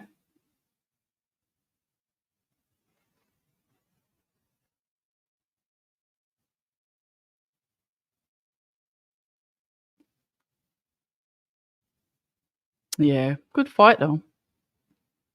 I didn't score it. Buatsi Yard is obviously, they're going to look at the domestic route, aren't they? They're going to, like Johnny Nelson said, they'll keep them away from, obviously, Bivol and what's his name, a fight in June anyway. I think natural progression is the fight that we all asked for 768,000 years ago, which was Buatsi Yard. I'm going to say, Jonah, I do think that Buatsi won. Yeah. But it was a good fight. Yeah, they did mention the Smith Yard thing, don't they? So Chris is saying 7-5 Buatsi, two knockdowns. I don't think the first one was a knockdown. I think it was a slip. Yeah. What are we saying? Yeah, scores at the doors, guys.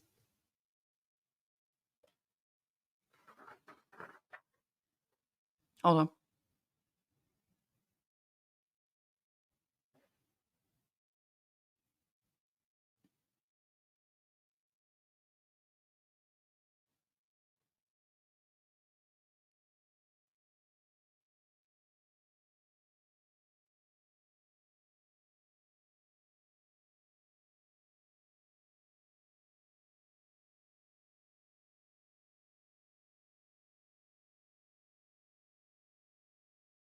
Buatsi.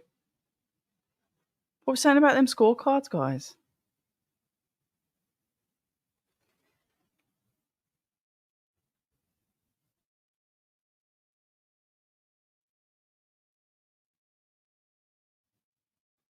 I hope they go out for some dinner later. Thank you to both of them, man.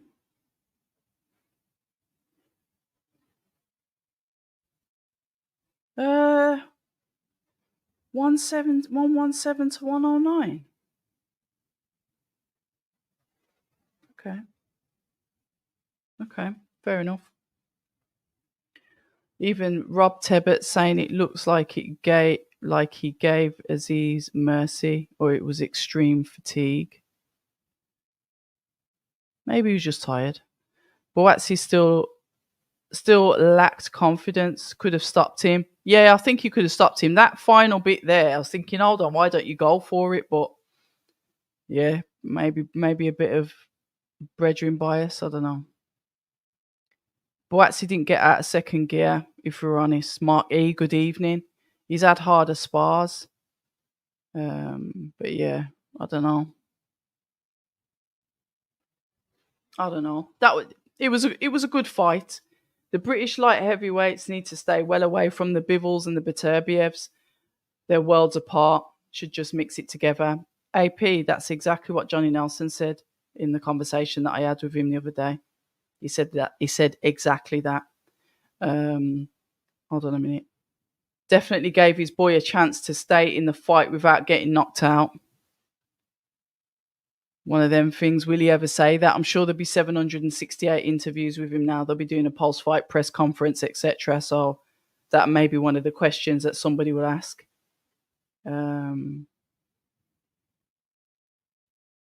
Yeah, they say that they've done the final eliminator, but they're not in the mix at the moment with the two top boys. Listen, guys, you know what it is. It's coming to the end of another live watch along. We've been going for 2 hours and 47 minutes. Where else would you get that type of fun? Hold on a minute. Hold on.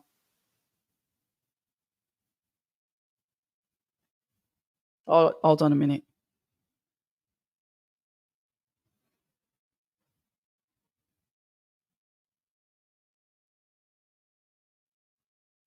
Full of pride. They're just doing the final.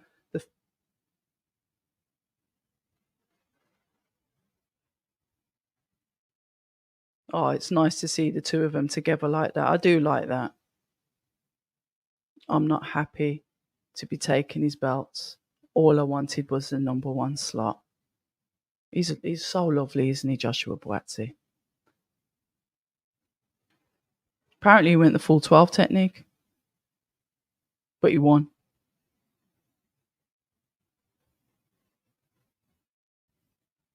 Our pride is on the line.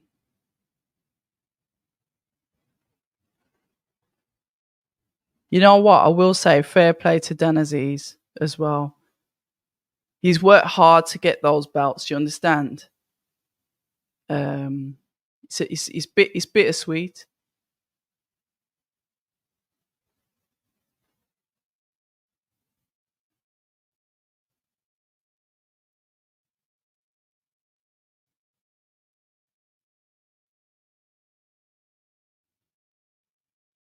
Oh, Dan, he's touched up Dan's face. He looks like he's.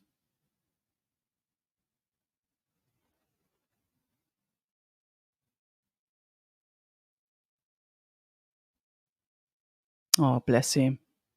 You did put on a decent show. Thank you very much. I'm grateful.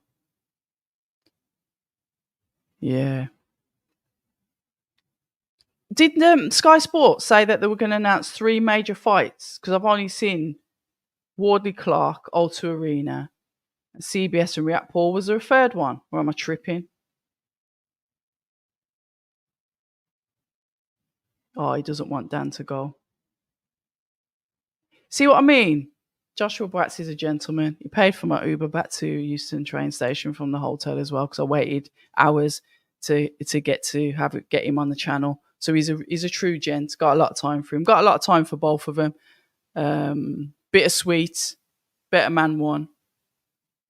So yeah. Guys, listen, I'm going to fly off because I've got 780 other boxing matches to watch. As per usual, you have been fantastic. If you haven't subscribed, please do. I'm not going to ask why not, but I'm just going to ask you to do it because you'd be doing me a favor. Help the channel to grow as you've helped it to grow to 7,000.